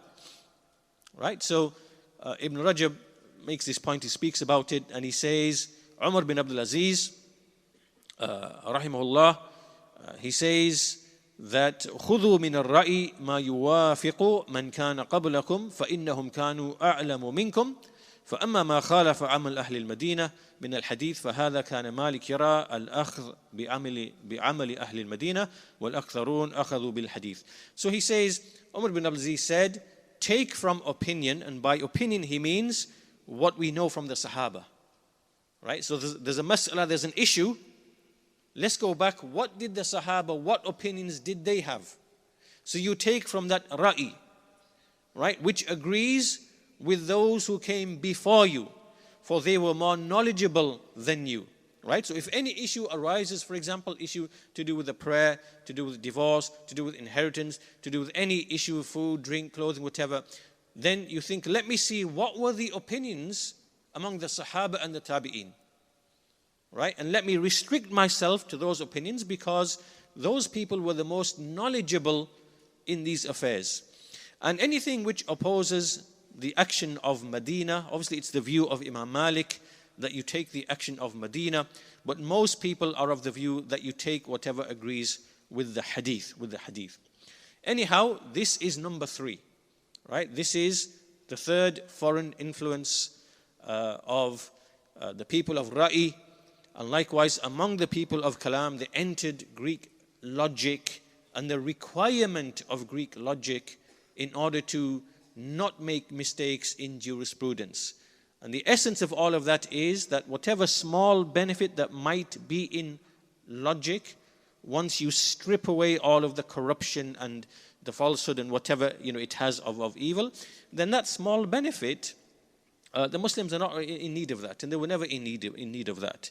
And yes, there is sound reason and sound argumentation and using sound reasoning, but the Sahaba never delved into any of this. So how can you make it to be a condition for someone to be an alim or a faqih? This is incorrect.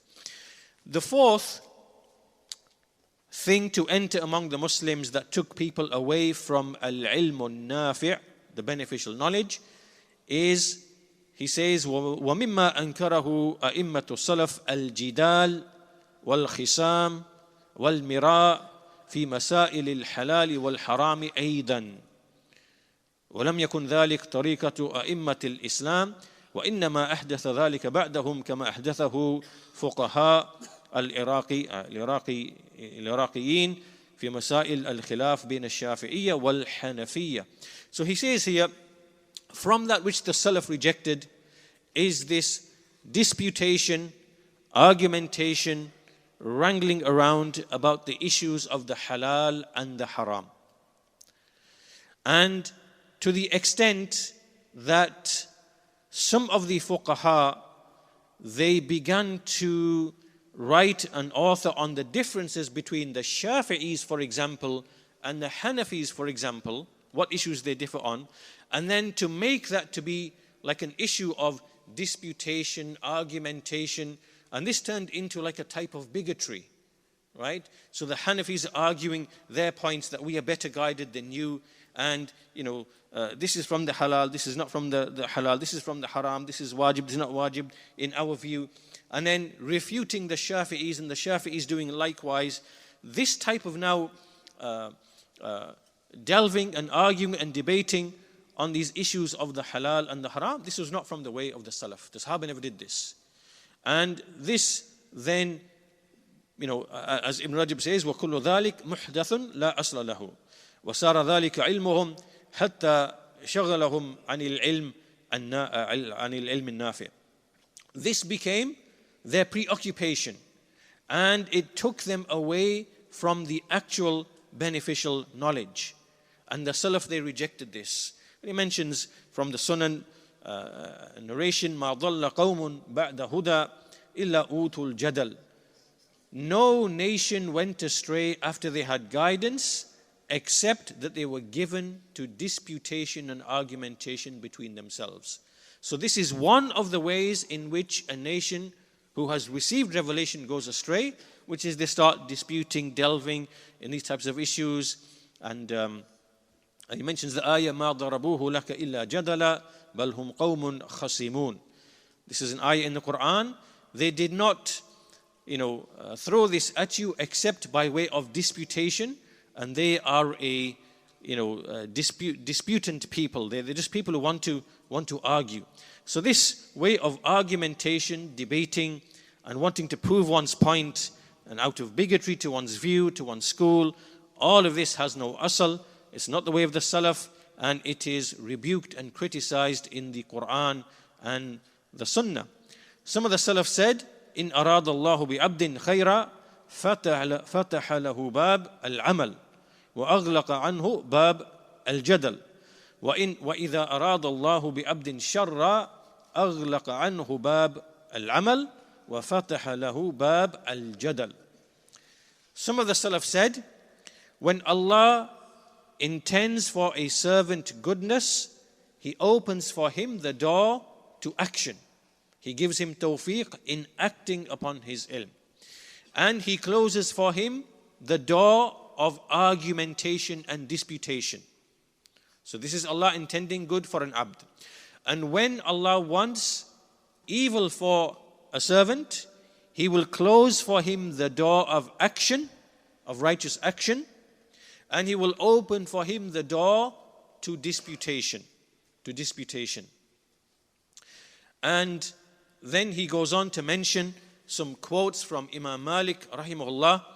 Imam Malik said, أدركت أهل هذه البلدة وإنهم ليكرهون هذا الإكثار الذي فيه الناس اليوم يريد المسائل.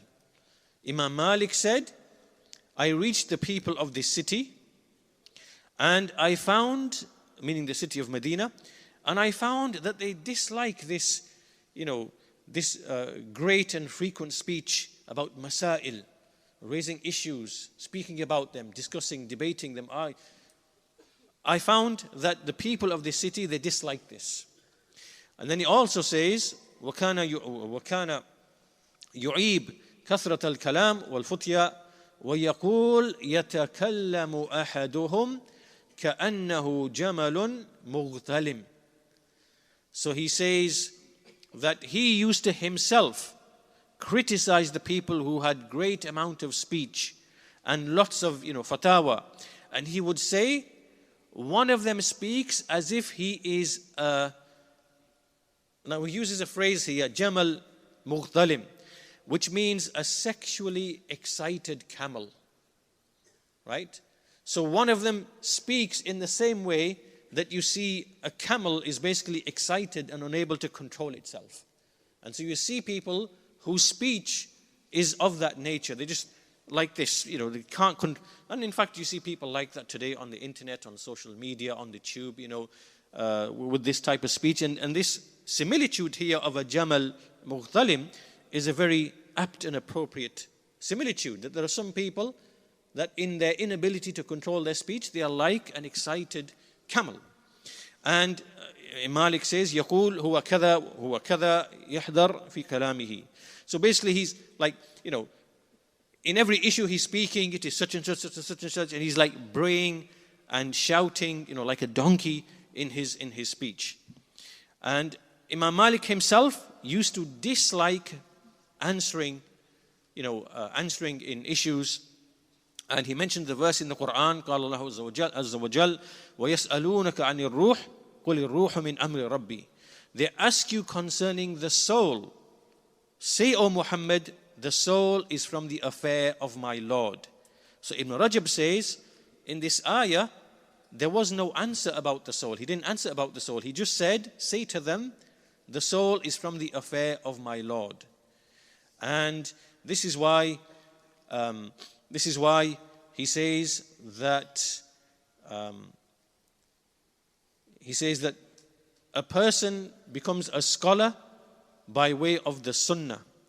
And Imam Malik was asked, should a scholar of the Sunnah, should he debate and argue for the Sunnah?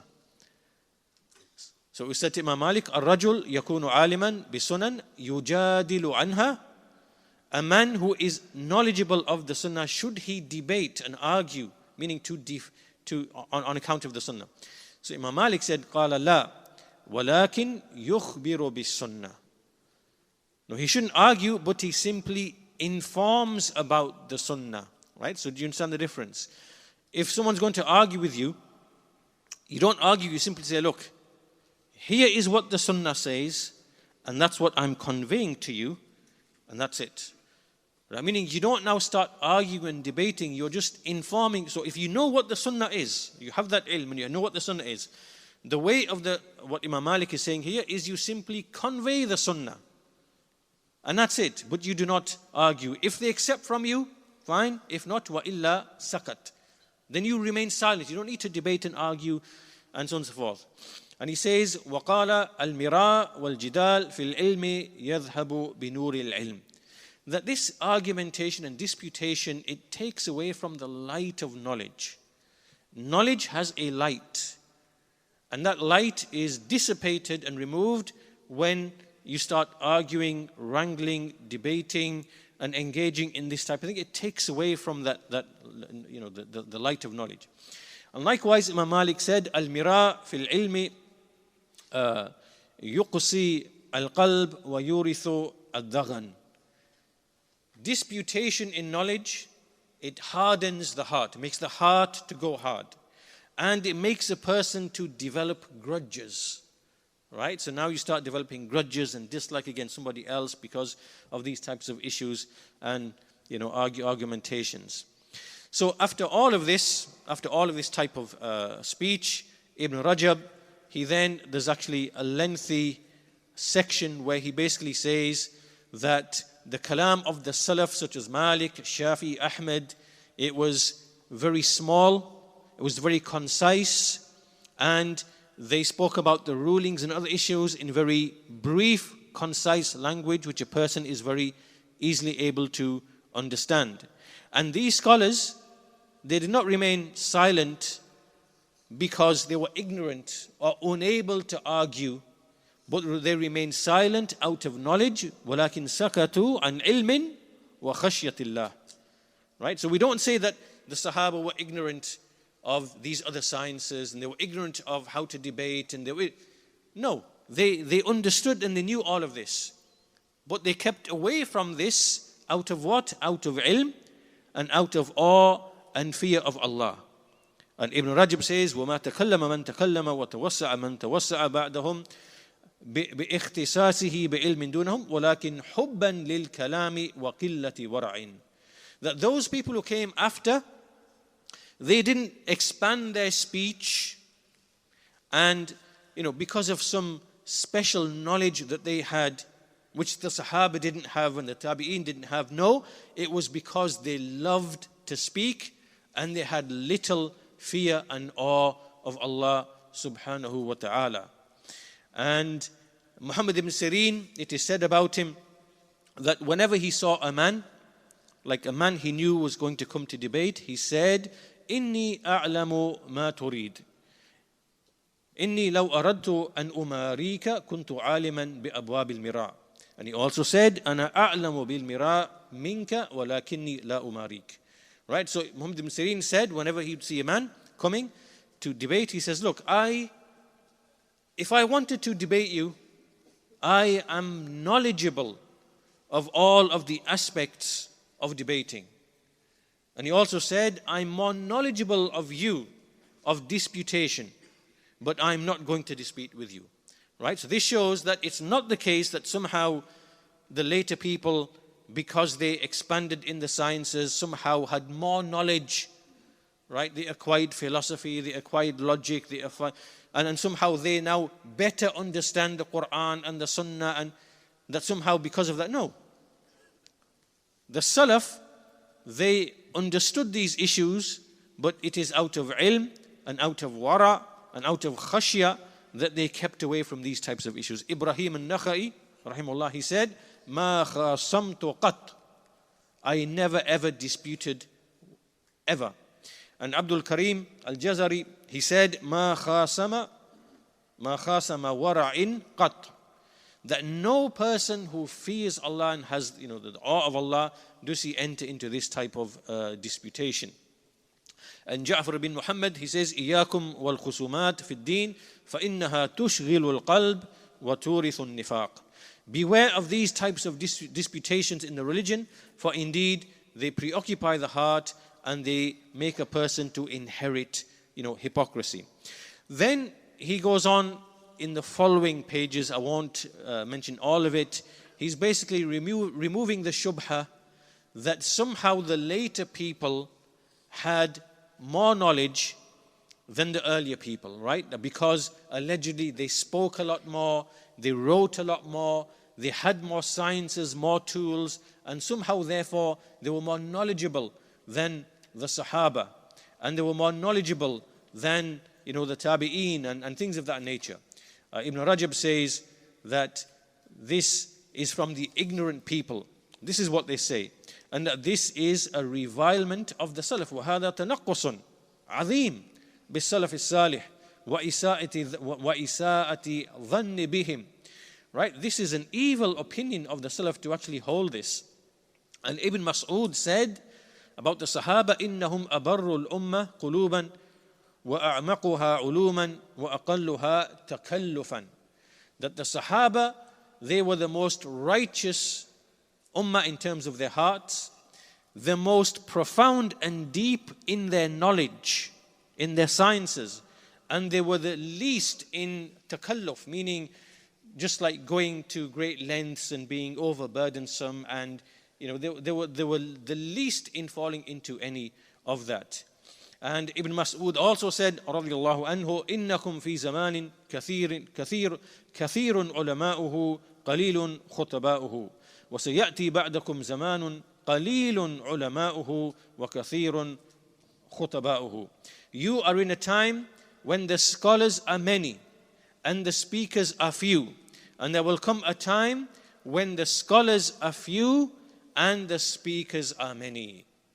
Look at how this applies, subhanAllah, to this day and age, when the scholars, as they are passing away, and there are very few in number, and now everybody is a speaker on social media, on the tube, on the internet, everywhere, and we see how true this statement and how amplified the reality has come, which is being pointed out in this statement. And so Ibn Rajab goes on to, after mentioning all of this, he then comes to an important section here, which we will try to get through, inshallah.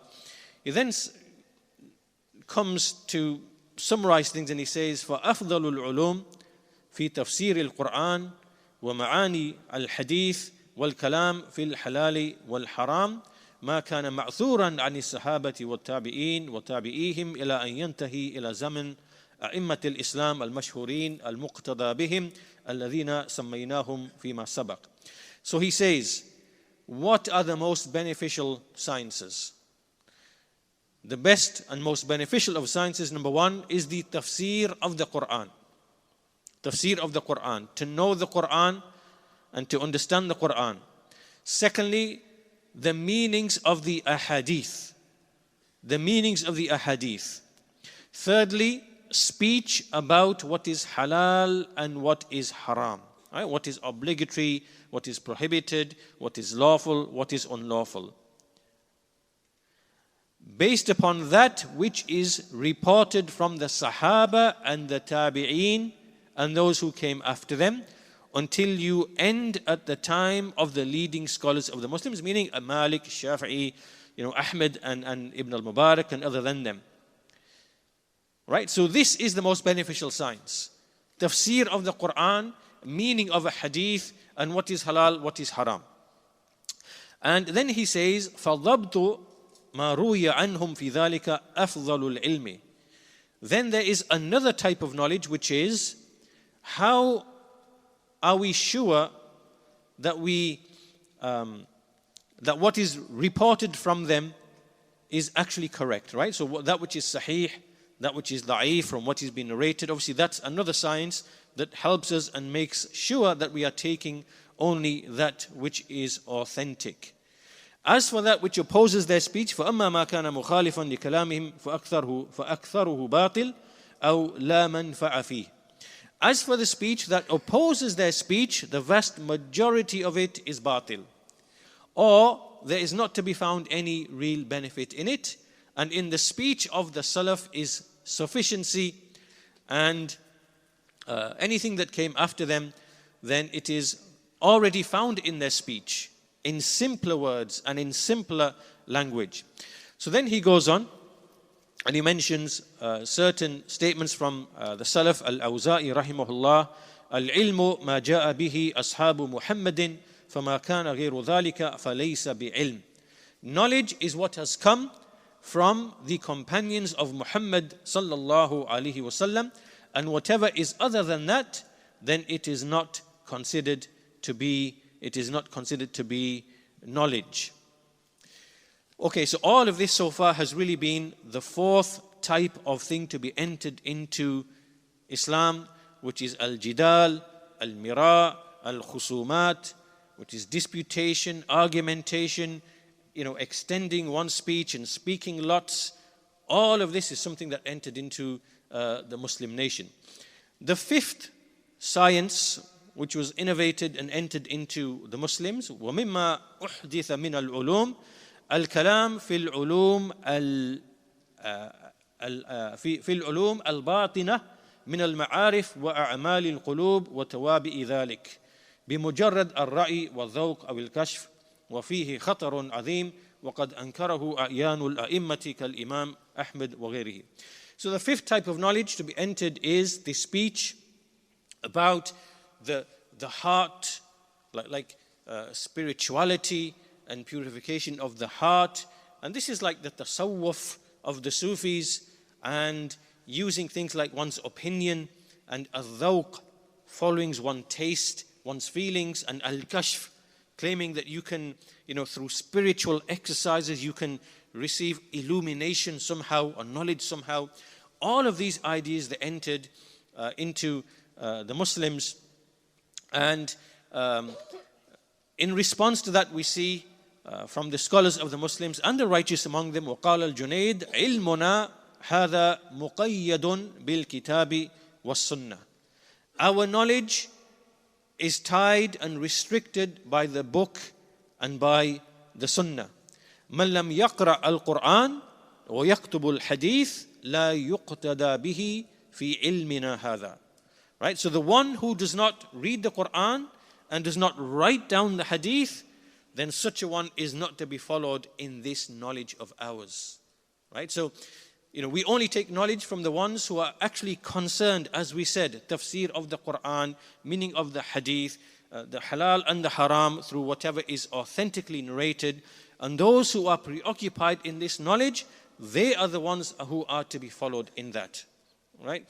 And Ibn Rajab says that this opening that was entered into Islam, this hole that was pierced into Islam with respect to this issue, which is speak about spirituality and the heart and tasawwuf and refinement of the soul and this type of thing, upon other than the book and the Sunnah, this hole began to increase and increase until a people entered into it with a type of heresy, zandaqa, and nifaq, and the claim that the awliya of Allah, they are more superior than the prophets, and that they themselves are not in need of the prophets. And they began to belittle the legislated affairs, and they began to claim al-hulul wal-ittihad, and speaking with wahdatul wujud. Right? This entered through the Sufis. Right? All of these kind of doctrines, and it was tied to this tasawwuf. Now, I want to just give one example to show you the great danger of the influence of these foreign types of knowledge and sciences and where they can lead to. Right? So let's. So as you can see, number 2 was Kalam. He mentioned Ilm al-Kalam. And number 5 here is spirituality and this type of idea. Right? Many centuries after the Salaf, these two merged with each other to produce some of the beliefs that you see that Ibn Rajab has just listed. And they are the greatest of disbelief, the greatest of kufr, and the greatest of shirk. And to explain to you how this happens, let's start with the issue of the attributes. Okay, so the Mu'tazila, they denied all the attributes. So if you deny the attributes, you have to explain what are the attributes then that Allah has mentioned in the Quran.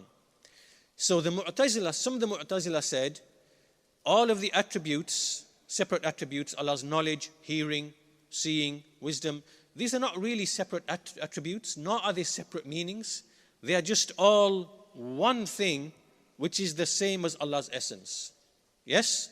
Right, this is to explain away the attributes. But others from the Mu'tazila said, no, the attributes of Allah are simply the things which He created. Do you understand?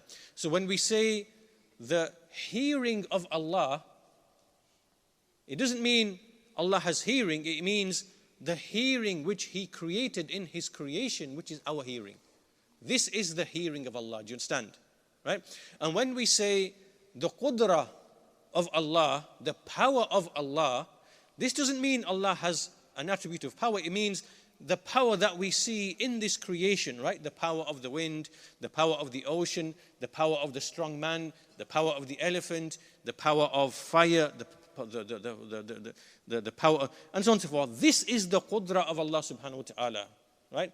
And when they say the wisdom of Allah, this isn't something that is with Allah as an attribute, but it is what we find in the creation of hikam and, So now, this idea,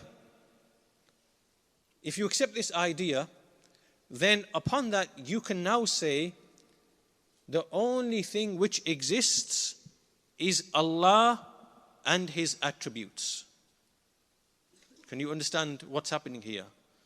If you accept this explanation that the attributes are what is other than Allah, then you can now say the only thing which is in existence is Allah and His attributes, meaning everything He created, right? Because everything that He created and all the attributes in whatever He created, in which is knowledge, power, wisdom, hearing, seeing, which is other than Allah, then you can say the only thing which exists is Allah and His attributes, right? So from that point you can now say the whole creation is really, it's an emanation from Allah. The whole creation is simply a manifestation of Allah's attributes. And then when you come to that level, you can then say, oh, well, that means everything in existence must be actually is Allah. So the only thing in existence is Allah. Right. So where do we start from? We started with the Mu'tazila rejecting the attributes. And then as people debate and argue these issues and they try to use their reason, eventually it leads them to this doctrine here that of the unity of existence, because the only thing which exists is Allah and His attributes, meaning the attributes are other than Allah. And then when you add to this this notion that because some of these Sufis, they said, the reason why these Sufis came, they said, why are these people debating the Jahmiyyah, Mu'tazila, Ash'ari, Maturidi, they're all arguing about Allah's names and attributes. This is too confusing, right? This means that the Quran and the Sunnah can't really be sufficient to produce knowledge because it's leading to all this contradiction, right? So there must be some other way to acquire knowledge. And so the way to acquire this knowledge is spirituality and exercises and refinement of the soul. And what will happen is that if you purify your heart, then you will have kashf, right? Allah will give you sudden illumination and Allah will communicate to you directly, right? So now this is where all of these ideas now start coming together. And what do we have? We have the greatest of disbelief, the greatest of shirk, negation of the prophethood and messengership, negation of the legislation in the Quran, because they say that this legislation, we don't need to follow it because we are the awliya of Allah, we receive revelation direct.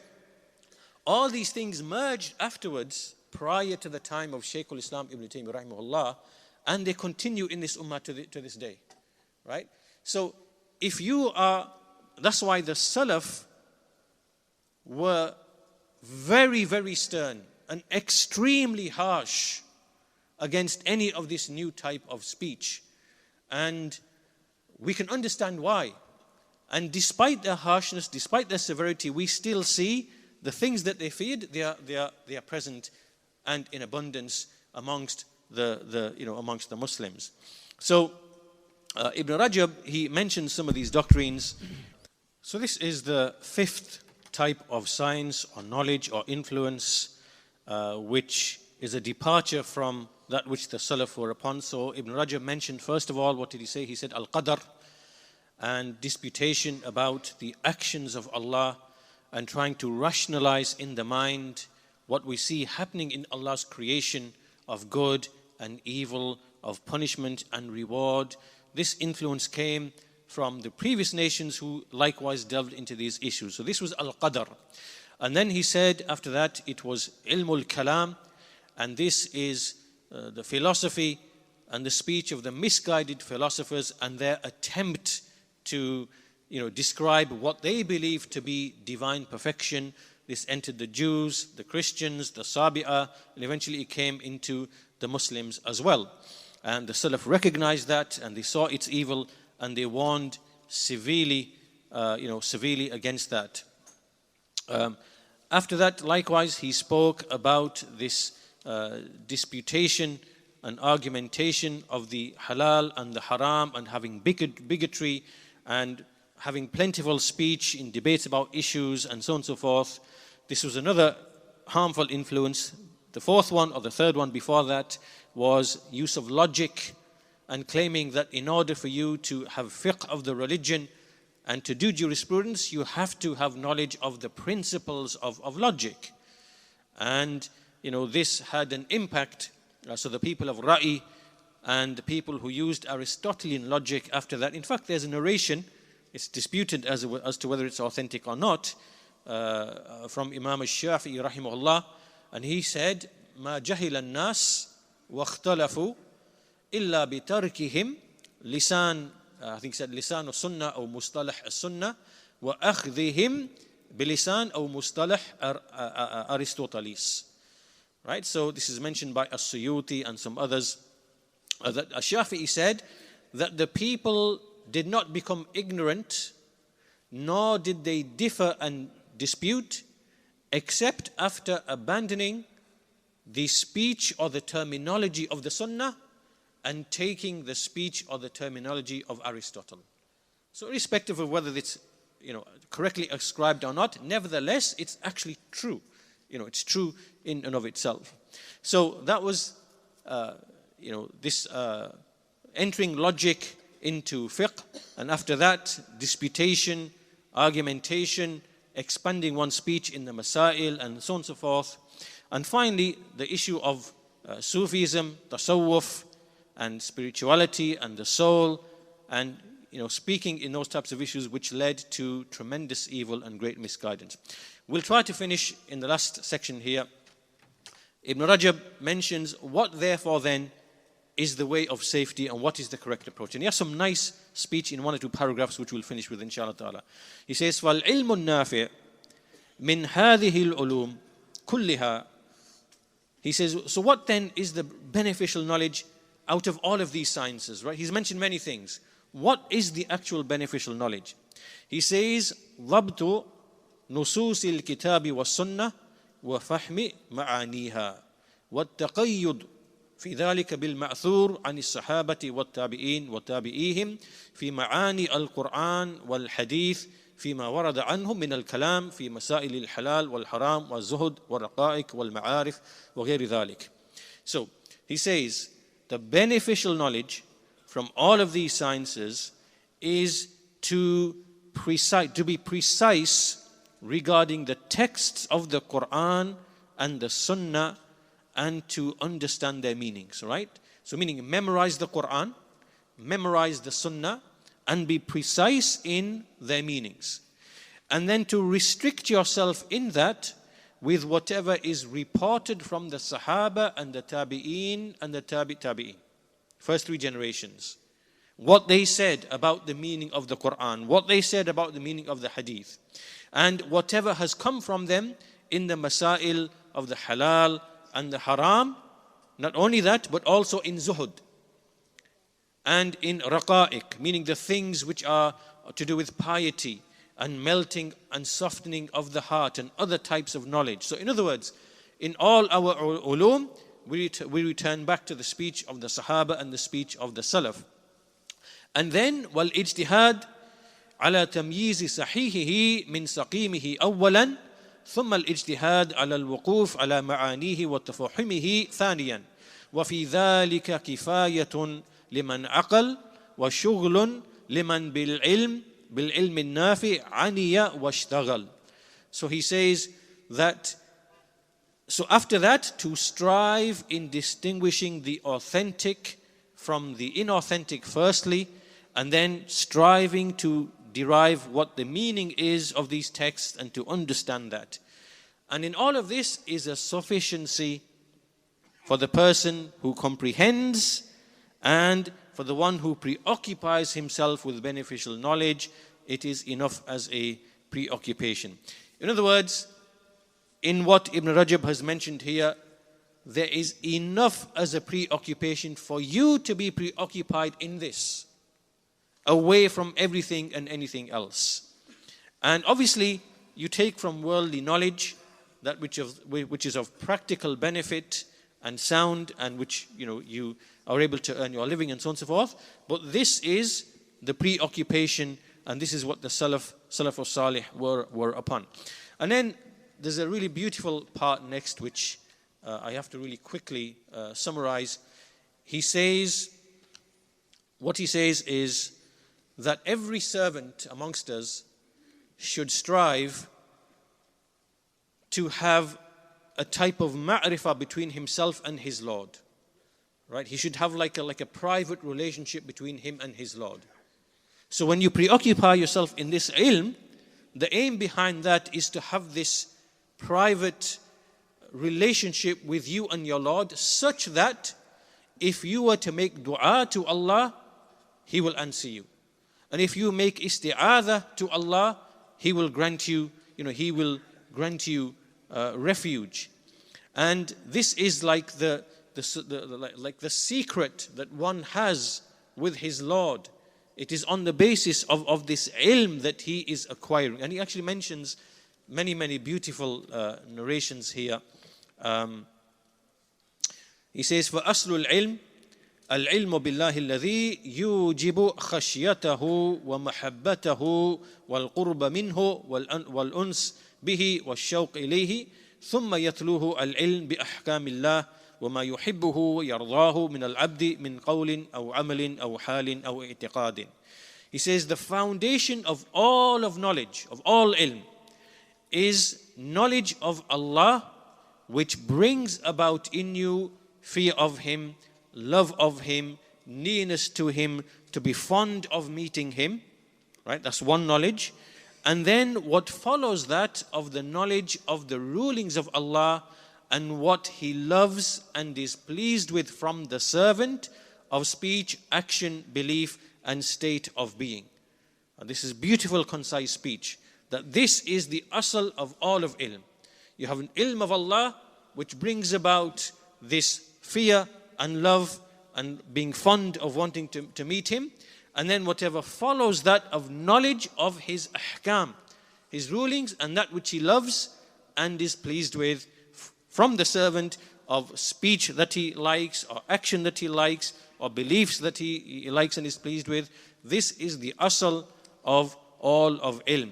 And so in these pages, what Ibn Rajab is saying, that a servant should be preoccupied in this ilm until there develops between him and Allah a relationship such that Allah will answer His servant. He mentions the statement of Ibn Mas'ud, the hadith, تعرف إلى الله في الرخاء يعرفك في الشدة. If you know Allah, acknowledge Allah in times of ease, He will know you in times of hardship. And likewise the hadith Qudsi, ولا يزال عبدي يتقرب إلي بالنوافل حتى أحبه. My servant never ceases to come close to me with the nawafil until I come to love him. To the end of the hadith. Right? So in all of these pages here, the general message that Ibn Rajab is conveying, that once we understand what is al-ilm al-nafi', the servant has enough of a preoccupation in that thing, away from kalam and ra'i and falsafa and all the other things, to be preoccupied in that, by which he then develops a private relationship between himself and Allah, such that he knows his dua will be answered and what he asks will be given. Now, this is what a servant should be seeking. And inshallah, with that, obviously there's a lot more, so we have maybe 30, 40 pages left. But inshallah, with that, we'll suffice with that, and inshallah, there's enough in that for us to benefit from. Walhamdulillahi Rabbil Alameen, wa sallallahu ala nabiyyina Muhammad wa ala alihi wa sahbihi ajma'in.